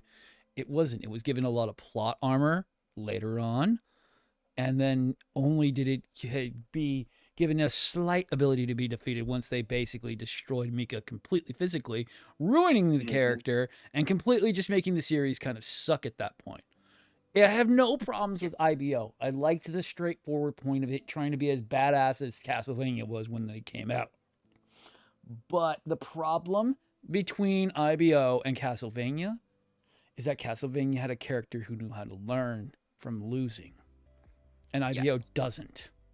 IBO had bad direction throughout the entire series, but it was fine as a passable Gundam series. But then people gave Barbatos headcanon of being invulnerable. The problem with Gundam is Gundams aren't invulnerable. They need to learn from their losses and move forward. It's great in spectacle, but then you give people a headcanon that it's perfect. And then they gave a mediocre line to it that everyone defends to death with those high grades and the full mechanics. But yet, they didn't ask for better quality till we finally got the master grade and the high resolution kits. That it was just, they failed to make it a better series. Killing off all the main characters. You can do that, but you can't go Game of Thrones on it. There's a reason why we didn't like that.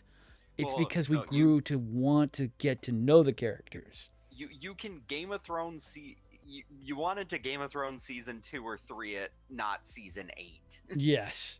And that's exactly what they did. Second season, kill everybody off. Why? We wanted to see them win. If you're going to give them all these wins, give them a win. Don't kill them all off. Or have it be the build-up. Like what could have been a better storyline is season 1 is build-up to the big leagues, to where at the end of season 1, they're arguably on top. And then have season 2 almost be... Yes, we can have the downfall. No, not that every 5 seconds they're getting somebody killed because we got to kill these characters every 5 goddamn seconds. It's like, can we just get a few moments to actually get a chance to know the characters just a slightly little better before you shoot them in the face? Yeah, that was the problem. That's exactly. And then you have it have repercussions. You build up these characters where, so and so died. Oh man, well now we're seeing how that's affecting the team. We're seeing that they're operating less smoothly, and the only death that even got that was Biscuit. That was the only one that got that kind of, because we got to know him throughout the entire season, and then he was gone. Yes, that was the only one. Only one that really felt like it was like, oh shit, that sucked. But everything else just is like. What's up? Where are you seeing the nature of kids though? It's fine with the characters. That don't know any better. That's fine. Yes. But in a situation like this, you would still learn from your mistakes, especially if you're dealing like the way they were doing. It's so unrealistic. It could have worked better if we actually had a better outcome in the end. It would have been great to see them kind of get to that point where they're finally relaxing. You get that kind of build off. Every anime kind of gets that, where they finally get their end goal and you get that payoff. But when it's stripped away from you, it's the same thing that happened in Game of Thrones season 8. Everything's destroyed and everyone's dead, and it's like, great, well, that was a waste of my damn time. Let me go find another series that actually gives me some satisfaction. And they tried to do that with a different series. They did that though. They kind of got their way, but it was. But they didn't at the same time. But they didn't do that at the same time. It felt like an how can I say an empty win, because it kind of It was an empty win. Been played out better to where it felt more like that hollow victory. The ending of Char's Counterattack did the same thing. Like the ending of Char's Counterattack did the same fucking thing, but better.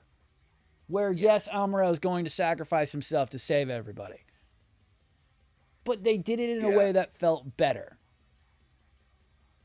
Because everyone came to help him at the same time, and then we don't know if Amuro actually really died with Char. We don't know. Yeah. But that's better because we don't know, so we're going to give it a different headcanon. But when we see Mika and everyone get shot in the face, it's like, well, they're dead. There's no coming back from a bullet to the face. I don't know. I like the lure of the lore's fine. name. I have no problems with the lore. Everyone always acts like I'm being so mean to the lore. Everyone acts like I'm just saying it's a shit series. It's not. No, I hate the way it got put in, and I hate that they made it all hyped up. And it was great, but they fucked up. And now they're retconning it. Now the movie's retconning everything. Now there's another war coming up. Now there's another this coming up. And it's like, God damn, you just want money at that point. I can't get down with that. Yeah. Moving on. Well, no, I think Donay, did you have Oh, something one else more? to say? Sorry. Coming back. Oh no, I mean, I don't know. I personally liked it because this was It's fine. The second, It's a the fine. second Gundam outside of G Gundam, which was my Right. first one, and then it was this one, and then I kind of branched backwards. No, it's fine. So- No, I totally agree with you. It was like the third series I watched, technically getting back in. It was a great passable series. It just needed more help. If we had got a full master grade line that was done really well, I think I would be a lot less harsh on it. But we got such a shitty reception for it. And if they had just kept the main characters alive, I think we would have been fine. Give them some Mary Sue bullshit. I want these characters to survive. I don't want them dead at the very end. I want more. That's yeah, fair. but then you're going back to the UC timeline. With, But that's fine. You know, need a Shaw's character. style where- But you need where a you're going- character. You need something for people to latch onto. You need someone, but you can't That kill them was- off. And I think that's whatever Mika's girlfriend, whatever you call her girlfriend, those two. Yes, his Those baby are- mama. yeah, Yeah, those that's are the fine. characters. But those aren't the main So characters. that's We gonna drag came the series on. We came here for Yeah. Mika. We came here for, I can't remember his name right now. We came here for those two. And their buddy, Orca. Orca and Mika are why I'm here. I'm not here for the side chicks. I'm here for Well, Orca they- and Mika's they turned it relationship. into it. They did. But you know what? I'm here for Orca and Mika. I'm not here for the side. Yeah. I'm not here for the side pieces. I'm here for Orca and Mika's freaking goddamn relationship. I am not here for anybody else. And honestly, they just kicked her to the curb. They probably could have been just fine. Yeah. They would have been Yeah, just yeah. fine. That sounds like a you problem. Go to the Senate and do that shit. We're going to keep on working on making all of our shit cool because we just took over this whole military base on our own and it's bro time. Fuck off. Goodbye.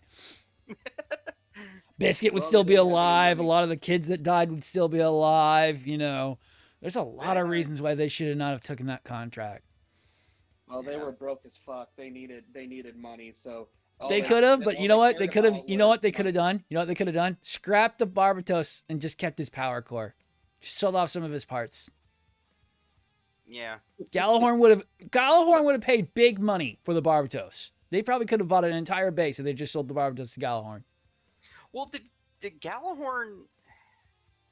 I'll argue that because I think Gallahorn only wanted the Gundams that they had because that's what I was kind of saying with like the symbols of them. Yeah, but they I bought don't up think they anybody would've who had the technology of it, so that way no one would have it. So they would have paid big They money. wanted to destroy anything other than. Oh, theirs. that's. They right. would have Okay, you know loved what, to have that- just if they you're would right. have just sold it off. They would have made big money and been done. Gallahorn doesn't want anyone else. They want to be the big military. They should have just let them. Yeah. That's- Right. Okay. Yeah, that's on me. I forgot about that. Yeah, they sell off the bar. Tell what's her face to go fuck off. Sell off the Barbatos, make a bunch of money. You already took over the base, and then just try to deal with Mars being shit in the first place. It's still gonna be shit. Now, I could make a reference to the guy that overthrew Gallahorn and was kind of working with Tekkanen, kind of related to Char. Yes, In a he was way. our Char Yes. analog. Yes, he Yeah. was our Char analog. So- You always got to have your Char analog. So so you kind of threw that in. So it's not like it's a standalone shitty version of a Gundam, in a sense that they're killing everybody off. They're trying to bring references to the They are. They always do. older OG series. Yeah. At the end, we can make our judgments on who's the best Char. Because there's always a Char. boy. There's always a Char. Yeah, I'll say overall, like my opinion of IBO is kind of same as Seed, where it's like there's really good ideas there. It needed better execution. Oh boy, Yeah. I haven't watched Witch at all. That's the next in the timeline, apparently. I have not watched Witch at all. I haven't had any interest in it so far. It So- was weird. I want like Yeah.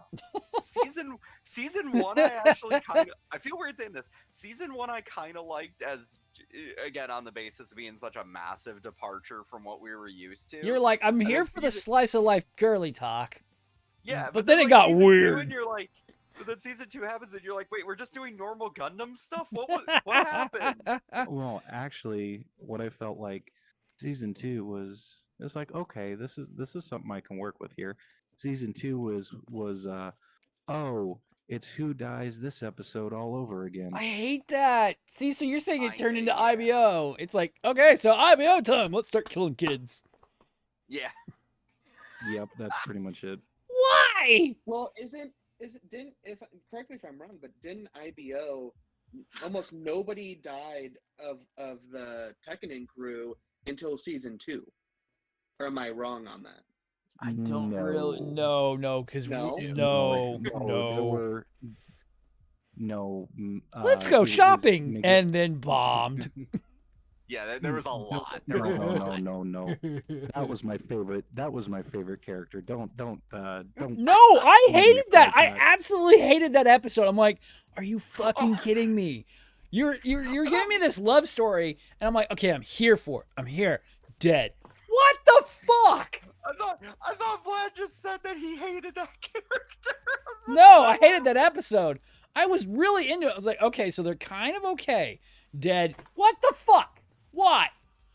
I was like, no. I was sitting there going, okay, Akihiro and Lofter. I Yeah. am here for this. Yeah. Lofter Yeah, I'm here. gone when she went shopping. Fuck. No. Fuck. No. No. No. No. Sunrise. Why the hell? No, it was bullshit. No, I hear you. I hate that episode. I was like, okay, cool. Okay. Why? No, that's my problem with it. See, that means they don't know what's going on. They try to do the slice of life, and like you said, Ajax, you're like, I'm down for it. And then you're like, oh shit, it's culling time. And it's like, god damn. Well, I mean, what I thought, because okay, it's not okay. It's not. I'm trying to think of how to properly put this. So I did oversimplify it a little bit there. Like there is definitely like stuff that the kids see on the news or stuff that people talk about. There definitely is conflict Yeah. out there in the world. It's not like the conflict comes out of nowhere, but I thought we were gonna approach this like I knew that that's where season 2 was gonna go, Right. but I thought it was gonna be more them dealing with oh god, the only thing I can think to compare it to is another mecha anime called Infinite Stratos. Kind of. I like that series, but anyways. Oh, I know where you're going with this. Well, yeah, where it's season 1, it's all just these kids at a school. We build up the world, but we also build up our kids, and then season 2 we move beyond that. We move them into the larger world, but then there's still a not overly cynical ultra war die mentality. Right. You know, so I thought it was going to be like, you know, hey, we're friends and together we can all get through this, you know, and some characters might struggle, but then they're going to be okay. And it's like, no, we're just going to do normal Gundam. It's war. It's normal Gundam shit. Yeah, fucking hell. Yeah. The power of friendship compels you. The power of friendship compels you. Yeah, like, oh. and I would have been okay with that. I really would have, just because it would have been like, you know what, something different. Cool. Okay. So then that ends that. Those are the main timelines. Then we move on to something like build series. I didn't mind the first build series. It was fine. Mhm. I couldn't get into Try. I can't get into anything past the first series. I didn't really like it. I like them all. Yeah. They're all they're fine they're- as they're- lighter watches. I would Right. say. Yeah. I would say that it- the first season is good. The other two, yeah, I like well enough though. Right. No, I really enjoyed them, and actually, Re-Rise actually knocked it out of the park, and like they went a direction I thought they wouldn't go with that one, and I enjoyed it a lot more than I thought I would. Well, we're pretty much through most of them. Anything we missed? I was gonna say, I was a little disappointed with the Battlelog series, though, Right. which you could put in with the Builders because it technically is, Yeah. but just because of a particular episode, and if you know where I'm going with this, you'll know. Right. Oh, I had to think about it for a minute. I'm like, what are you talking about? It involves the burning Gundam wearing a mask. Yeah. Oh. I haven't seen it, so I'm not sure. I'll add I liked Battlelog well enough, but admittedly that was definitely a series I was probably like half watching most of it while I was doing other stuff. So But this relates more to us, though, in the sense that, yeah, if we have the technology where we can battle, if I could build a Gundam, put it into a computer, upload it, and control it, this is more from a perspective of us than from somebody in a war somewhere on a planet somewhere else that's not here, Right. Yeah. in my opinion. So it's a different take on, hey, let's build a Gundam and let's fight each other, oh yeah. which I like. It's just a complete departure from Gundam as a whole. Yeah. Yeah. Well, and it's in a world too where I mean they kind of rule of cool a lot of the stat logic almost, and I kind of like that because it allows you to do maybe a little bit more goofy looking things than you could get away with in a normal Gundam series. But you gotta have. So, what made the first series really, really strong, and why a lot of us probably actually did like it more, is it had a strong kit run with it. One of the strongest kit runs they've done in a long time. Yes.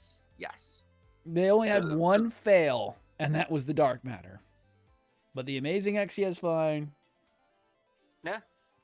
Well, The Sengoku's one of the most sought after ones. The yeah. Fenice, even though people meme on the Fenice because the gun's so heavy, the Master Grade is insane. Yeah. Yeah, and I mean, you're right. It definitely was one of the The high grades were the best. pretty good. Yeah, it was a great line of kits to go with it, which if you're going to be a series that sells toys, which let's be honest, almost all of Gundam is, it's like, yeah, then the toys better be awesome. Yeah, you better start. Well, it just doesn't help that I don't like the idea of like how IBO. I don't know what their idea with IBO was. I don't know why it got such a bad run with it. I don't know. I don't. think they was Ugh. that the first one that they came out with after, what is it, after Age? So I mean, when did Age come out? Age was a I lot think- longer, so we're not going in like Yeah. canonical timeline. Those are what the Well, no, I'm timelines. just talking in time of like when it was made, like the Oh like yeah, here you want me to tell you? 99 or whatever. Okay, so it went Unicorn, then IBO, and Well, that's what I mean. yeah, So the timeline is, hey, let's try to. They were trying to figure out their audience. Well, okay, well here we're gonna push this out, see how it goes. Oh, everybody likes it. Now we're gonna rush to try to make kits because now everybody's talking about it. Let's try to catch that hype and keep that train going. That's why the IBO kits were top tier garbage. and that's what's outside of the weird. master grade. Well, actually, hold up. That's an interesting thought that you bring up. Sorry, Vlad, you mentioned that Unicorn was right before IBO. Yeah, Could it just still be that Unicorn was still that hot? it was. That It was still that Yeah, hot that from it- what I know it- of. It was it- still like it was the height still. Yeah, so could that also be? Could maybe they were trying to keep those kits in stock Well, still? let me and- see. Let me see something here. So I'm trying to remember when all these came out. Let me see. Let me pull up some stuff real quick. Yeah, no, Yeah, no, I'm not going via like the timeline of the Gundam series.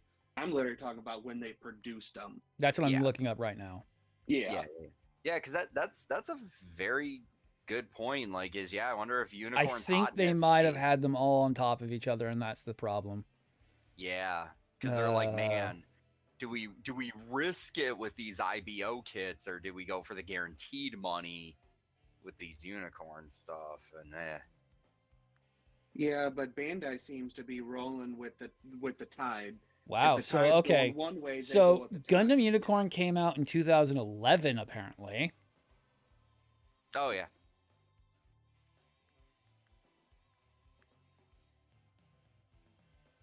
2011, 2016 for IBO. So Unicorn was still hot, I would say. yeah. I mean, unicorn's still hot now. It is. Also, man, unicorn's over 10 years old. That's a weird feeling right there. It really is. Whew. Oh, that's why. What They up? fucked up and they triple stacked these themselves. So it went Unicorn, build fighters first, then IBO. They triple stacked Oh. on top themselves. Really? Yeah, unicorn's still hot. Unicorn Keeping was those in still hot, and then And then build was Build hot. was right on top of it, and Build was doing great. And Oh, let me yeah. see. I thought Castlevania came out at the same time as IBO, but let me double check that. no, I thought Castlevania was a little bit after, but well, then again, when the fuck did Castlevania come out?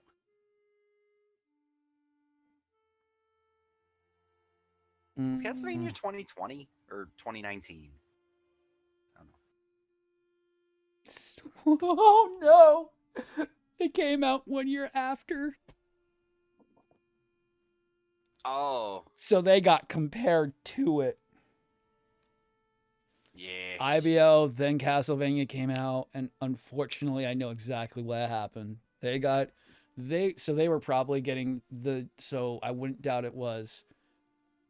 So Castlevania probably came out. IBO had already been out, so being compared to it probably did not help that Castlevania got better hype. Probably dipped their viewership a little bit. Well- The model kits being bad in the first place. Yeah, but Probably that wouldn't just justify the kits being trash. no. Those were the test You're runs. talking a Those were the year. no, but we're talking. Those would be the test run. You'd take a year or two of development time for those. But what happened after that was the high resolution. They only got 2 high resolutions, and they were really bad because the high resolutions first run were really bad. We had the high resolution Wing Custom, which was garbage tier. Then you had the Barbatos and the Lupus Rex, and they are bad, like beyond bad. And we got the Master Grade Barbatos, like, what was it, 4 or 5 years later? I don't even remember. Maybe not quite that long, but yeah, a number of years. I'm trying to look it up right now.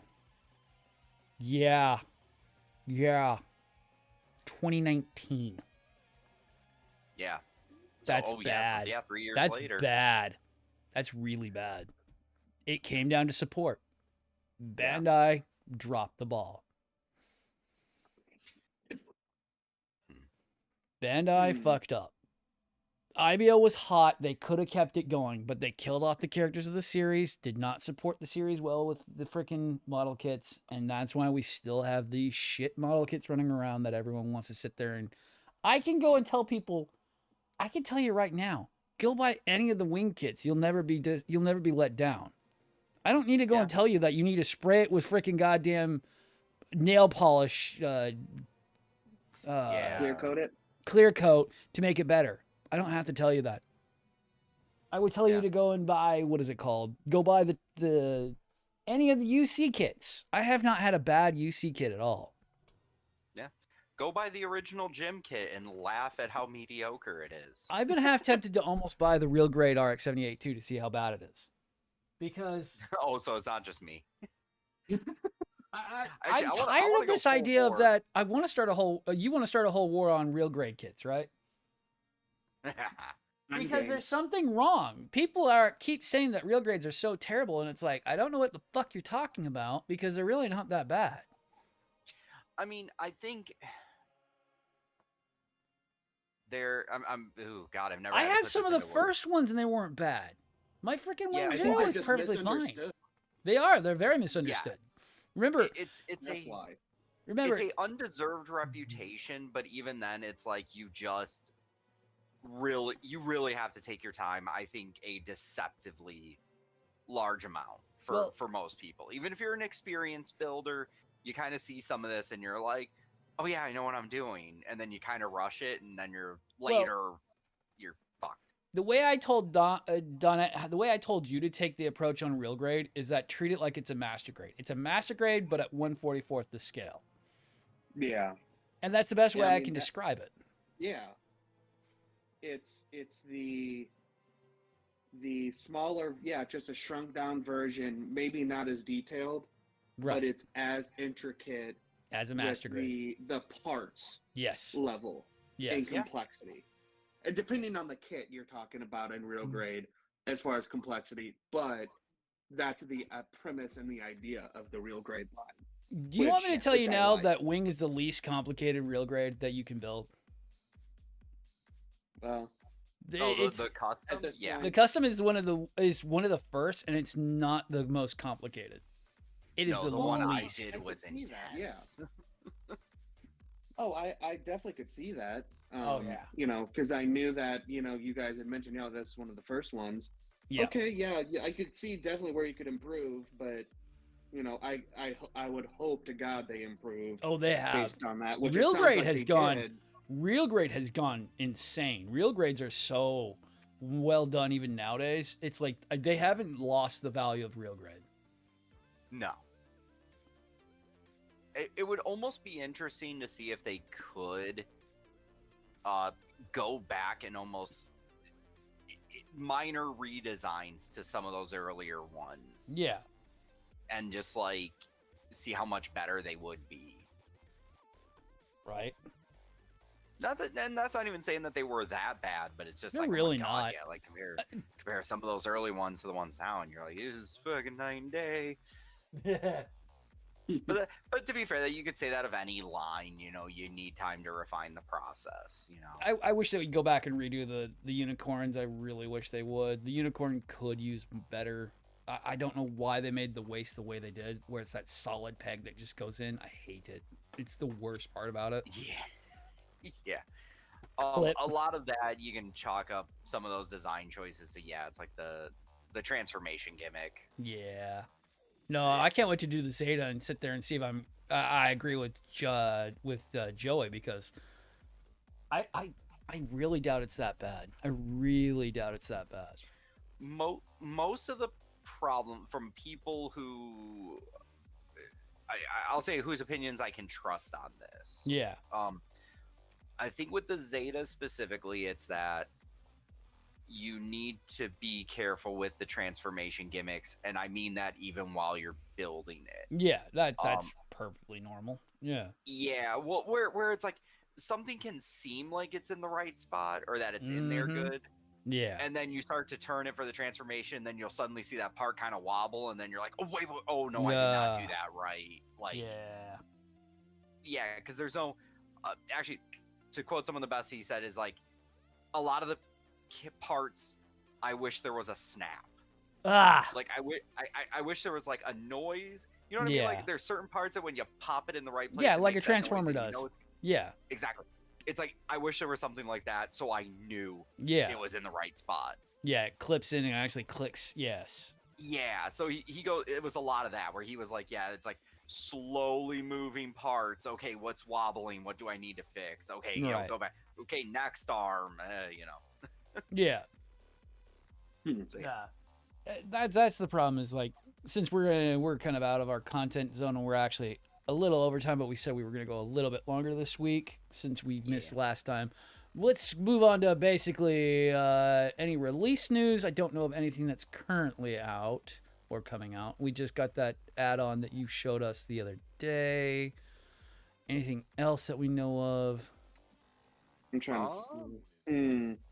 No, it's been somewhat. Let me pull our trusted source, Plamo News. Yeah. Oh.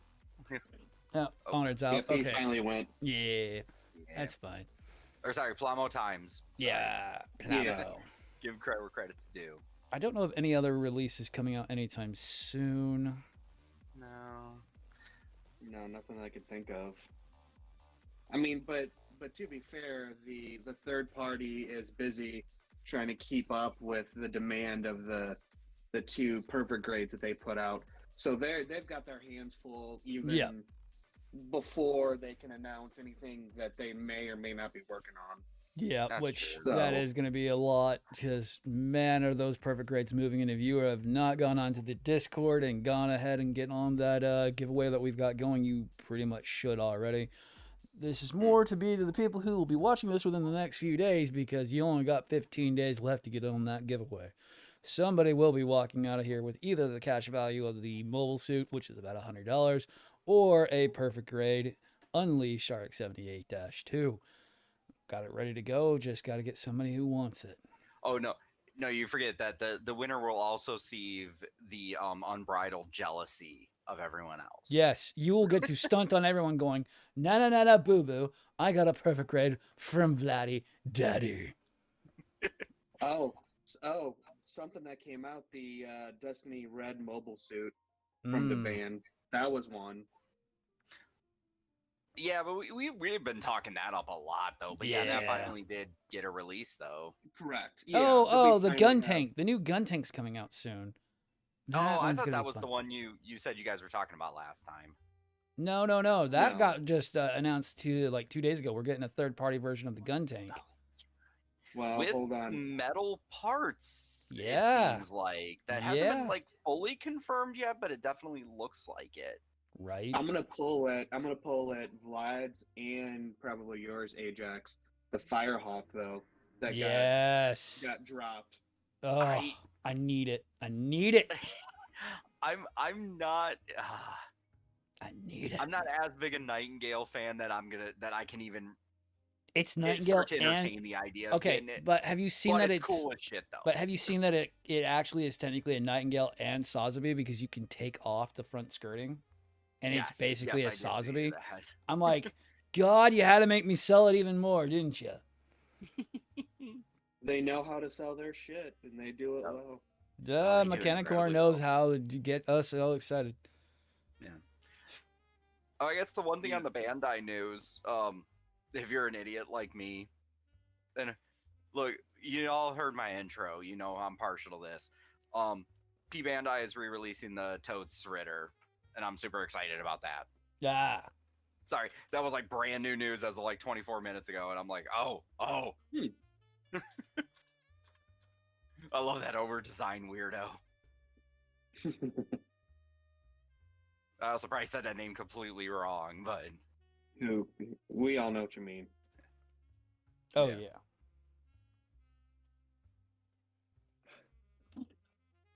Yeah, so let's see. I'm actually on Plan Mode right now. What is that called? The new seed kits are coming out, the Infinite and the Rising Freedom. mm-hmm. Boring. The new gun tank. I do like the fact that the gun tank's gonna be actually pretty interesting. Yeah. I like the fact that it's got like a light up display for the actual little core fighter part, which will be neat. Yeah. Yeah, it's definitely a very Now, thought out do kit. you guys have the gun tank, the original? No, it's Yeah. actually really expensive too. No, yeah. I was just I have the curious, high 'cause grade, I was- that's it. I was curious how the tracks were compared to what the new one that they're Oh, I coming have out with no is. idea. I Like, looked the- at buying the it. It's stark so difference. expensive. Yeah. I looked at buying it. It's like $70 for the Bandai variant. Actually, Yeah. I was expecting you to say a lot more than that. I mean, not Yeah, I that kind 70 is of a little expected bit, that. but you know what I mean. Like, Yeah, freaking it was too much for me to even think about buying. I was like, no. yeah. Oh, Yeah. Watching this quick review, it seems like it's basically just a slightly detailed up version of the Bandai one. right. Which is good. So- That's fine. Yeah. Yeah, just I mean, scrolling if it ain't through. broke, don't fix it. Right. Scrolling through, seeing there's anything we haven't seen. Dada Metal R4, the Destiny. Pretty much all the stuff we've seen and talked about in the last few weeks. Yeah. Yeah, No, it's that's the about all I holidays, can think things- of. Yeah, the Glory gotta just slow got down. shipped. Nope, that's P Bandai. That's Firehawk again. Oh, well, the Varabe got a bootleg, so that'll be neat. It's a really Oh yeah, I forgot about that. the high new Varabe is kind of hard to find. Not the Yeah. rarest Build Fighters kit. It's a tri kit. Yeah. Wiki. Craftsman Soul Annihilator kit. I'm just seeing what else we've missed over the last few days.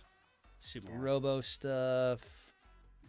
Oh, the new Astray head. Yes. Well, Good s- head and shoulders. Sorry.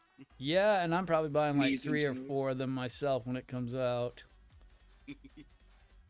I'm actually curious if it's just gonna be just the red frame, or if we're actually gonna get. Like, They're probably possibly, gonna like, do a blue. They're probably gonna do I a hope so. black. I hope so. I mean, honestly, I feel weird saying this. I just want the red for my red dragon. So. Oh, I need like 2 or 3 of those. I would love to do the Dragonix head for a couple projects I've got. That's fair. That's fair. The Glory coming out. Mine's should be here probably next week. It's stateside already. Which that sold. Holy crap! That's almost worth Fast. mentioning too. Is the fact that that sold out in a couple. Now, granted, I know. Well, GMC sold out, but I think they had like. I think Mophie still got a few 38? left. Was Yeah, it they 30? do, because I was looking at it the other, actually today. Yeah. Looking at getting Oh. the retail box version. Yeah. I'd tell you to get it now because it's gonna be gone. It's gonna be Yeah. gone soon. Second Well, batch. see, that's where I was. Oh, it's sold Oh, shit. out. It's sold out. Oh, Yeah. really? It's sold out. I'm literally on the website now. It's sold out. Does Mophie still have it? I'm literally on Mophie. It's sold out. What? Shit. Yeah. Ah, Both copies I are missed- out. Yeah. well, Shit. Yeah, 'Cause and I know oh the my first- god, yeah, that's yeah, so Mophie sold out of 120. Jeez. GMC I don't know how many GMC ended up getting in. I know that first drop was 38, and then I want to say maybe a couple hours later he posted Let me see if a Gundamit's couple got more, it. but I never got a count on it. Let me see if Gundamit still got it available. Yeah. Let me see. well, and I'm curious, is the first and second run getting the Those are the first and second gold- shipments. Those are still first runs. Yeah. okay. You can still pre-order it on Gundamit. They still got it up, technically. You might just get it way later. Way later. Yeah, I'm I'm- still waiting on my I'm, freaking my PGU from those little bastards. Yeah. Well, I still have my connection still has one. He was there you asking if go. I wanted that one with the first batch, gold parts, gold Yeah. and clear. Yeah. Shit, So I'm yeah. like, that's why I was like, do I do it? Just that line alone. Do I do it? Yeah. I bought it because I was like, oh yeah, I want it. Yeah. I was like, I got the money for it. I'm gonna buy it. And I've seen it, the one that's been posted, that's been built, and it's even better than it looked. It's Correct. got like a psycho frame gold aspect to it because apparently they Yes. all open up. I like that idea. Yeah. It looks neat. I'm definitely gonna be Yeah. doing mine that way. Yeah, who's I'm gonna butcher his Metal- name. Metal Metal Mega Man. Man or whatever. Yeah. Something like that. Yeah, he's been posting photos of his, which even he admits is pretty much just a snap built, and that thing is gorgeous. That's insane. Yeah, And you know what? It's awesome that it's that way, and they did not have to throw in that fucking extra shit. That extra shit's just icing on the fucking cake. yeah. Mm-hmm. I mean, Well, and then we were talking Damn. about the ogre thing that released today yeah, on where it's like, yeah, the first run bonuses on that thing was like a fucking 7 or 8 item list. yeah. It's like it's. I don't know where these guys are doing why they're doing these collector's edition basically versions and not charging more money, but please keep doing it. I mean, I'm still in my own pre-order first run hell. I still Yeah. have a lot to do. I am almost finished, and I'm almost done. But it's Yeah. like, that was a $600 add-on. The funnels Yeah. for the new is a $600 add-on. They didn't have to add it in there. They're like, fuck it, we can just throw some more shit in there. Yeah. Actually, and that's almost, I mean, oh shoot, never mind. I'm not even gonna bring that up. We'll go down a whole separate rabbit hole. Right. So since it's the holiday season, what do you guys want Santa to bring you? And I ain't your Santa, so don't even ask me. You know I'm exactly Santa's where I was demon gonna who go. comes and spends your wallet. Oh, that too. I'm hoping to recoup some money that I've lost from you. Good luck, good sir. Yeah, I'm sorry. Yeah, Donnie, get in goddamn line for that. Oh, I know. I know there's a line. I'm just jumping in. The one I need is I need the Eagle model Impulse. Oh man, if I could get some more cash, I still don't have that one. I want it for Kit Bash Fodder because I love the stabby sword glaives it's got on it. I love those little damn things, and I am never doing the freaking goddamn resin built version. Yeah. I don't know. I need the courage to just finally pull the trigger on a Mirage frame. I hear you. I hear you. Couple gripes about that though. It is not as detailed as you think. It is very no grady. I got to do a lot of painting. There's a lot that I've got to do to it. Yeah. But not as bad as I thought. Yeah. But as I was talking to somebody the other day about it, it's weird. It's not quite a master grade, and it's not quite a high grade. It's kind of a mishmash of the in-between. Yeah. Because I was going through the manual for it, and I'm like, oh, that's neat. Oh, okay, that's kind of like a high grade. Oh, that's kind of weird. Like, the legs build kind of like the master grade does. Not completely, but... Yeah. No, I've looked over the manual a couple times. Yeah. And actually, something I can compare it to, at least, obviously without having literally looked at it, but is the it's technically listed as the high grade, but the 1/100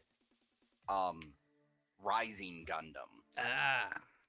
That one is definitely where it's like, or not Rising Gundam. Dang it, that's not the one. Shining. Yes, thank you. Yeah, the Really? Shining. Yeah, there's an old like 1/100, but it's technically listed as a high grade. But you can definitely see where it's like it was starting to move into that idea of like what a master grade could be, or like this is a bigger figure, we're gonna have it be a little more intricate. Well, Right. and that's what's funny is that I had that kit. I don't anymore. Like, I have parts from it Mhm. that I've found over time, but I Yeah. remember building that kit. So that actually makes sense now that you're saying that. But Yeah. Yeah, I mean, so I imagine the Mirage is similar, where it's like, yeah, some of these ideas I could see where they were starting to go. Right. 138 unit first drop. Nice. Hmm. Oh, King Scarlet. Yo, King Scarlet. What up? He got one of the first 136 that dropped from GMC. God damn. Lucky. Yeah, dude. No, it's insane. 138 units is what they sold. It was 90 in the first, 48 in the second restock. Jesus Dang. Christ. Oh, so what I saw was even the second restock. Yeah. I didn't even see the original. Yeah, Dang. that is insane. And I love that I probably helped a lot. Yeah, at least a little. A little bit. Hey, I bought one myself. That's how good I was. Like, as soon as I saw the clear effects, I'm like, yep, gotta buy it. I'm gonna buy it. Oh, I got the money for it. I might as well buy it. Because I couldn't get a second PGU. There was none available. There are none that I can get into the US right now. They are all on God, yeah, back I order. believe They're that. all on back order. Yeah. And that back order will probably be here eventually. Just, It's probably next month. They're trying to get them all put. Yeah. They're trying to get them all done. So Yeah. a question on your concert edition: is it as pink as it looks in the pictures, or is it really washed out like it looked in your picture? I have not been taking good glamour shots. Okay. It is. No, dude. Like a lot of what I've been posting is just like me after like 5 or 6 hours of building and just being like, I can barely hold up my click. arm. Yeah, I can barely click. hold up my arm. I was just having to make sure because I was like, I was No, like, it's is it really as pink as it looks, or is it that kind of dull pink like the Bandai version? well, that's the thing. So it's similar to the Bandai version. Yeah, okay. That's what I was gonna Okay. say, but I was expecting that. If Yeah. I'm being honest. Now, be honest with me here. Looking at what it looks like and knowing how these ones are built, do you think it's worth the P Bandai price for that damn thing? Well, that's where you got to get technical because technically the P Bandai is basically the same price as the third party one. I mean, a few No. bucks more, but Not unless you get it from Bandai itself. I mean, that price hike jumps yes, fast. okay, so. yes, that's true. Which is it actually still available? Because they re-released it as part of that Gundam bait. I don't know. I don't know, but right now you can know get it what? for Let me look into $40. this. Yeah. Yeah. Yeah, price did climb. What else climbed? There's another one that climbed pretty hard. One that I Okay, no, pre-ordered. so pre-order is closed on it. Okay. Okay. So yeah, no, I was gonna say yeah because that was gonna be my justification. Is I was gonna say is if you can get it at that retail price, yes, See, it is fine. when I talk about P Bandai, Yeah. I don't consider what they sell it at to be the true price. Because No. remember, you're pre-ordering 3 to 6 months out. Your Yes. time is worth the money that it costs in between that area.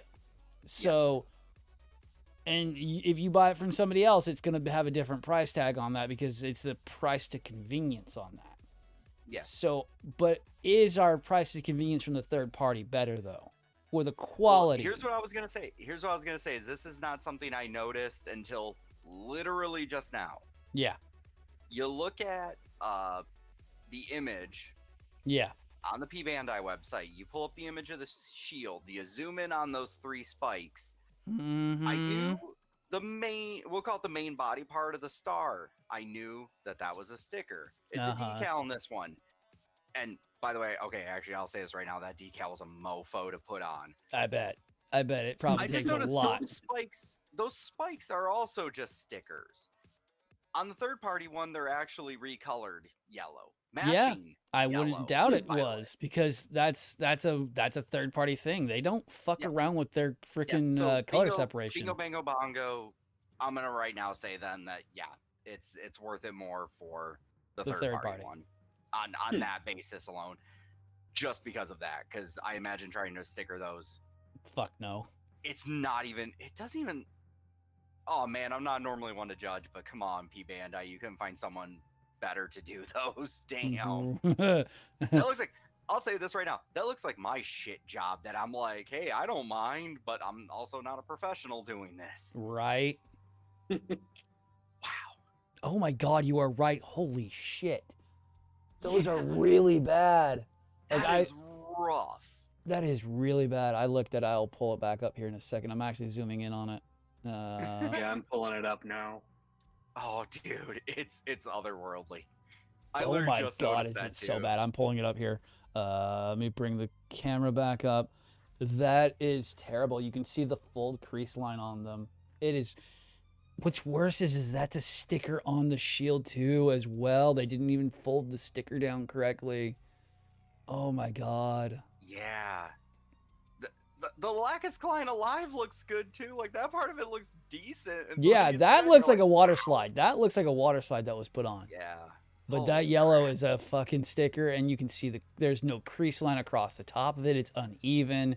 Yeah. And then the I mean, to be fair- cones. Oh my To god. be fair, even as someone who, again, just a couple hours ago had to put on a water slide version of it, it was still. Oh god. Oh, I never bet it wanted was to do probably something hard. like that Yeah, it was again. probably fucking hard. I wouldn't doubt that. Actually, I could case in point. I was gonna do the double shields on it. I did the one and then went, no, bitch, you get in one shield. I'm not doing this twice. Right. Oh my god. Holy crap. Anyways, wow. Well, there. All right, you know what, Bandai? I tried defending you. You tried and it failed. Wow. Yeah. Yeah, if those spikes are individual, that's indicative of our favorites doing that like they always do. Yeah. Holy crap. No, I still, the Blaze was the one that really sold me on them. When we had the extra parts that we all had to confirm are supposed to be in there, you're like, did you get that? I don't remember that being in the original one. I'm like, I don't think so. Yeah. That's Yeah, I mean, even well, and even a lot of them come with the second wizard pack that it's like, yeah, Right. as of right now, my concert doesn't have any. I'm leaving all the weapons off of it, but it's like, I don't know, that might change. I'll have a spare big ass gun. right. Yeah, it might not have the wizard pack. It might not have the gunner pack, but it might eventually have the gunner pack. Yeah. It's And, wizard well, time, motherfucker. Yeah, and to be fair, I know because this was just shown. If you can manage to find an image of the full one, it does still come with the concert. Does still come with the dual beam tomahawks and dual beam rifles. But Yeah. I kind of knew it was gonna, because those runners are shared with like integral parts of the inner frame. Right. So Yeah. that wasn't surprising. Yeah, no, I gotta get the white and I gotta get the black one so that way I can get the wizard packs and all the other stuff. Yeah, and I got to build my Well, we won't talk about what the monstrosity I'm turning my orange one into. That'll just be a surprise for everyone. 4 wizard packs, motherfucker. Oh no! You don't remember the old tangent I went on? Was that 2 weeks ago now? Oh shit. Yeah. Yeah. Oh no. Oh, I love that the mega scales are available from the third parties. We love that shit. Donnie, what do you want for Christmas? What do you want Santa to bring you? Fuck, I got a long laundry list of kits, but no, you've turned me on to the MJH God Gundam. Oh Now boy. that's kind of moved up to the top. Yeah, you got to get the lighting kit while it's available, man, because that's still cheap at the moment. Oh. Yeah. I'll also tell you, and this seems to be in a lot, not all, but a lot of the MJH kits is the only thing to really pay attention to is the connector pegs. So like where like an arm will attach to the torso, that peg, Yeah. you'll almost be guaranteed to have to sand it down. Same with, like, the legs to the waist, but it's literally just those main pegs for some odd unknown reason. Yeah. Could be Interesting. worse. So, Could be I was worse. gonna say, yeah, that's oh no, not no, bad. it could be way worse. I just wanted to give him a heads up. Like my noir is I literally couldn't even fit him in. Nah. Damn. It wasn't like dang they'll go in, but they're really tight. No, that thing was. Damn. Yeah. Probably But yeah, like I it's said, it probably a was just those swelling 4 issue with the plastic, probably when it cools, so I'm not Who surprised. knows? Yeah, but like I said, it was just those 4 pegs, and screw it, didn't take me that long to fix. So Santa needs to bring me another PGU because I'm going to be sad having to give somebody my copy of it soon while I wait for the other copy to come in. Oh, man.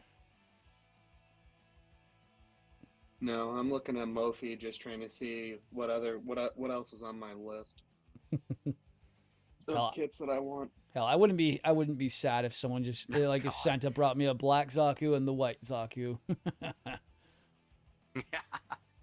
What is it? The Reza, Reza, the Burrell, and then the Durka. Diarca, yeah. The Durka. Yes. Oh god, actually, never mind. I'm not gonna say that on stream. Yeah. Well, I it's think I know not where so you're much the going. line. It's not the line itself, but if someone knows what it's from. Yeah, we Yeah. can't do that. No. Yeah.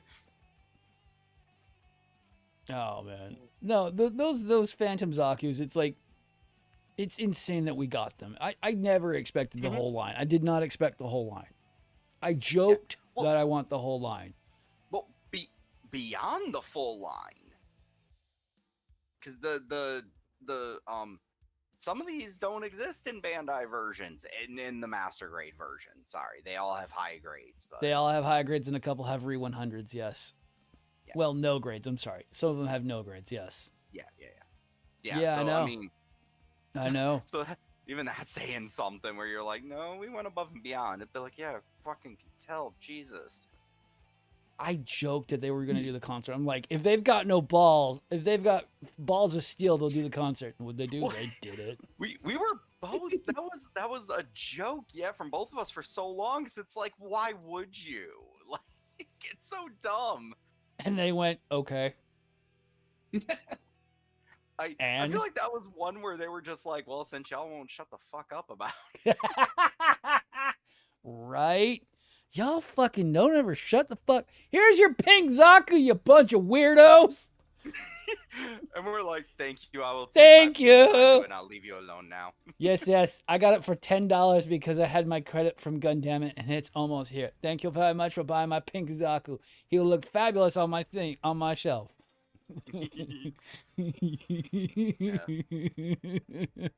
Dude, I know mine's technically done. I just gotta wait for that. Oh, I'm gonna Wait for do the little thing I messed up to get fixed. To Yep. finish, Yep. glue to solidify. But dude, I'm really happy with it, man.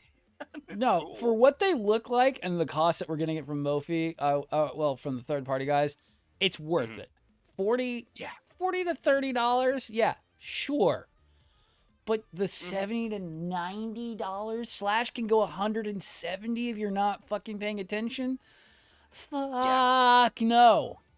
Yeah. No. For this shell forming Zaku, no. Yeah. And I mean, it's yeah. And that's the hard part is like you can justify it at the base price.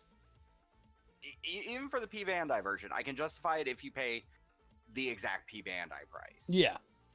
Not any of these extraordinary prices. Yeah, like 170 for Slash. I'm like, nah. No, I've been trying for years to get Slash, and it's just like I cannot not afford how much Slash goes for. Mm-hmm. I mean, yeah. I mean, there's so much that's out right now. I still don't have everything. Like, I don't have Star Destroyer. I don't have the Eagle Impulse. Yeah, but you said you were waiting for the Star Destroyer to come out. Yeah, with the they're alternate supposed colors, to they're supposed to have the what's it called, the regular Exia and then also Dark Matter colors that have been shared. I'm waiting to see that, but I still wouldn't mind buying one at some point because it's still pretty. Honestly, the Dark Matter colors. That's what I want. Dude, if that does when that shows up, that might be the one that gets that's the one that'll get me because it'll be like, ooh, a Dark Matter that doesn't suck ass. Yes. Yes. What do you mean? It's not like you hated the Dark Matter enough to take a small sledgehammer to it. It is still in parts, and its stupid bullet's been in for over 3 years because I tried to fix it a while back, and it cannot just. When parts disappear when you're not looking on it, it's kind of bad. Oh yeah. Oh yeah, I still haven't done any of the Strayas. God damn, the Strayas are still like insane. I still have not done a single one of those. Yeah, I mean, dude, this year, like we were saying, this year alone has been so crazy for releases. It's like you almost can't keep up. I mean, the Phasver Ka, I still don't have. I need that at some point. Oh man, I still need to get an MJH Blue Frame. I still don't even have that one yet. Because that's technically the only way you can get a freaking what is it called? A first form Blue Frame in the master grade form. Because it doesn't exist. Hold up. I might have just caught something that Mophie dropped and it's not listed yet. Huh? What? Ow. Vlad, click wait, just click all models and see what the first 4 things are. Going back up to the top. All Enter products? No, hold on. The first 2? The first 4. Are you talking Well, I about mean, the Are you talking about the freaking the red frame metal inner frames? Well, and then the flight unit and the Colvich. Yeah, those have been up for about a week now. What? Yeah, those have been up there. Yeah, those have been up for almost a week now. Yeah. Okay, so apparently I'm wait a just a minute. moron. Sorry, I'm gonna be spending some money after this. Thank you, ladies and gentlemen. Noir. Yeah.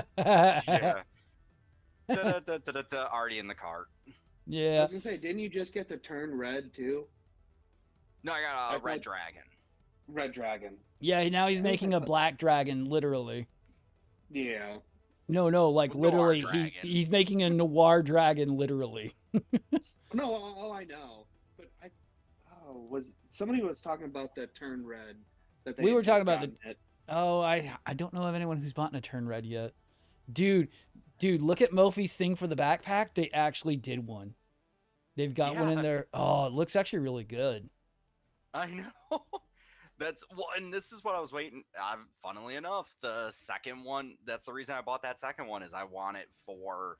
To do a black. Or I bought the second noir is because I want. Oh it for my god, it the looks, flight unit. dude. They did it with with the calvaches attached and everything. It looks really actually well done. Yeah. Well, it's Effect Wings, man. They've been doing good stuff. No, of course they have. Yeah.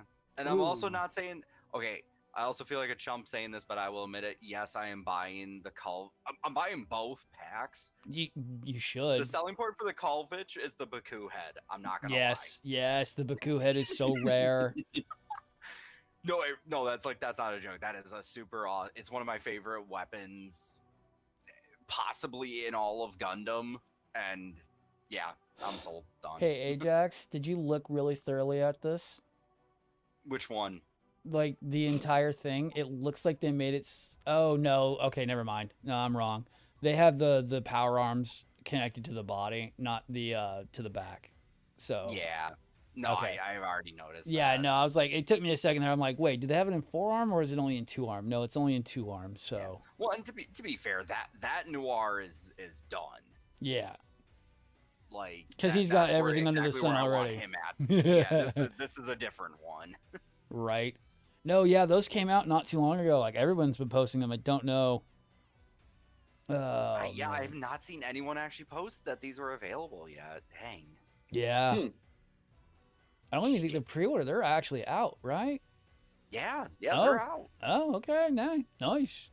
No, the Calvage is depending on the color though. You can still buy them. No, Yeah. that's what we're saying. Is it's like they're Oh, ready I to thought you go. guys were saying they were sold out though. No. We were No, just saying no, if they were Okay, I was gonna actually. be like, wait a minute. No, we were saying if they were pre-orders or not. But no, it's not pre-order. Oh. It's buy now. Yep. God damn. Yep. What up, Yeah. Nova? Damn. well, Yeah. No. y'all Shit. know what to expect out of my pipeline then. Yeah, because then you've got about 2 months before that other set comes out. Because that other set comes out in February. Mm-hmm. Because I've already got mine pre-ordered for February. I spent $90 on mine. Oh shit. Well, I bought the 2 sets so I can do a freaking double greatsword red frame. That's right. Which is fair. All right. Shoot, I was about to say we should probably end on that note. Holy shit. Yeah, we're actually a little over time. Thank you everyone for watching. We're just going to continue to fangirl over everything coming out later, but we've already kind of talked over our allotted time. It's almost been 3 hours. Thank you for listening to us be stupid because we don't know everything about freaking Gundam as there is. And rant along as we did. Yeah, I'm surprised we could fill a 2-hour slot, but we seem to be able to do that every time. We won't be back until the new year, so have a good holiday, everybody. Thank you, Later, everyone. and it's been fun. I'm out as Vladracus, your daddy. Giving it over to the other two. All right. No clever outro. Have a good holidays, everyone. Be safe. Treat service workers well. Hey, this is Donay. Enjoy your holidays, New Year's, and yeah, stay safe. All right, everyone. We'll be back later on. Thank you, and bye-bye.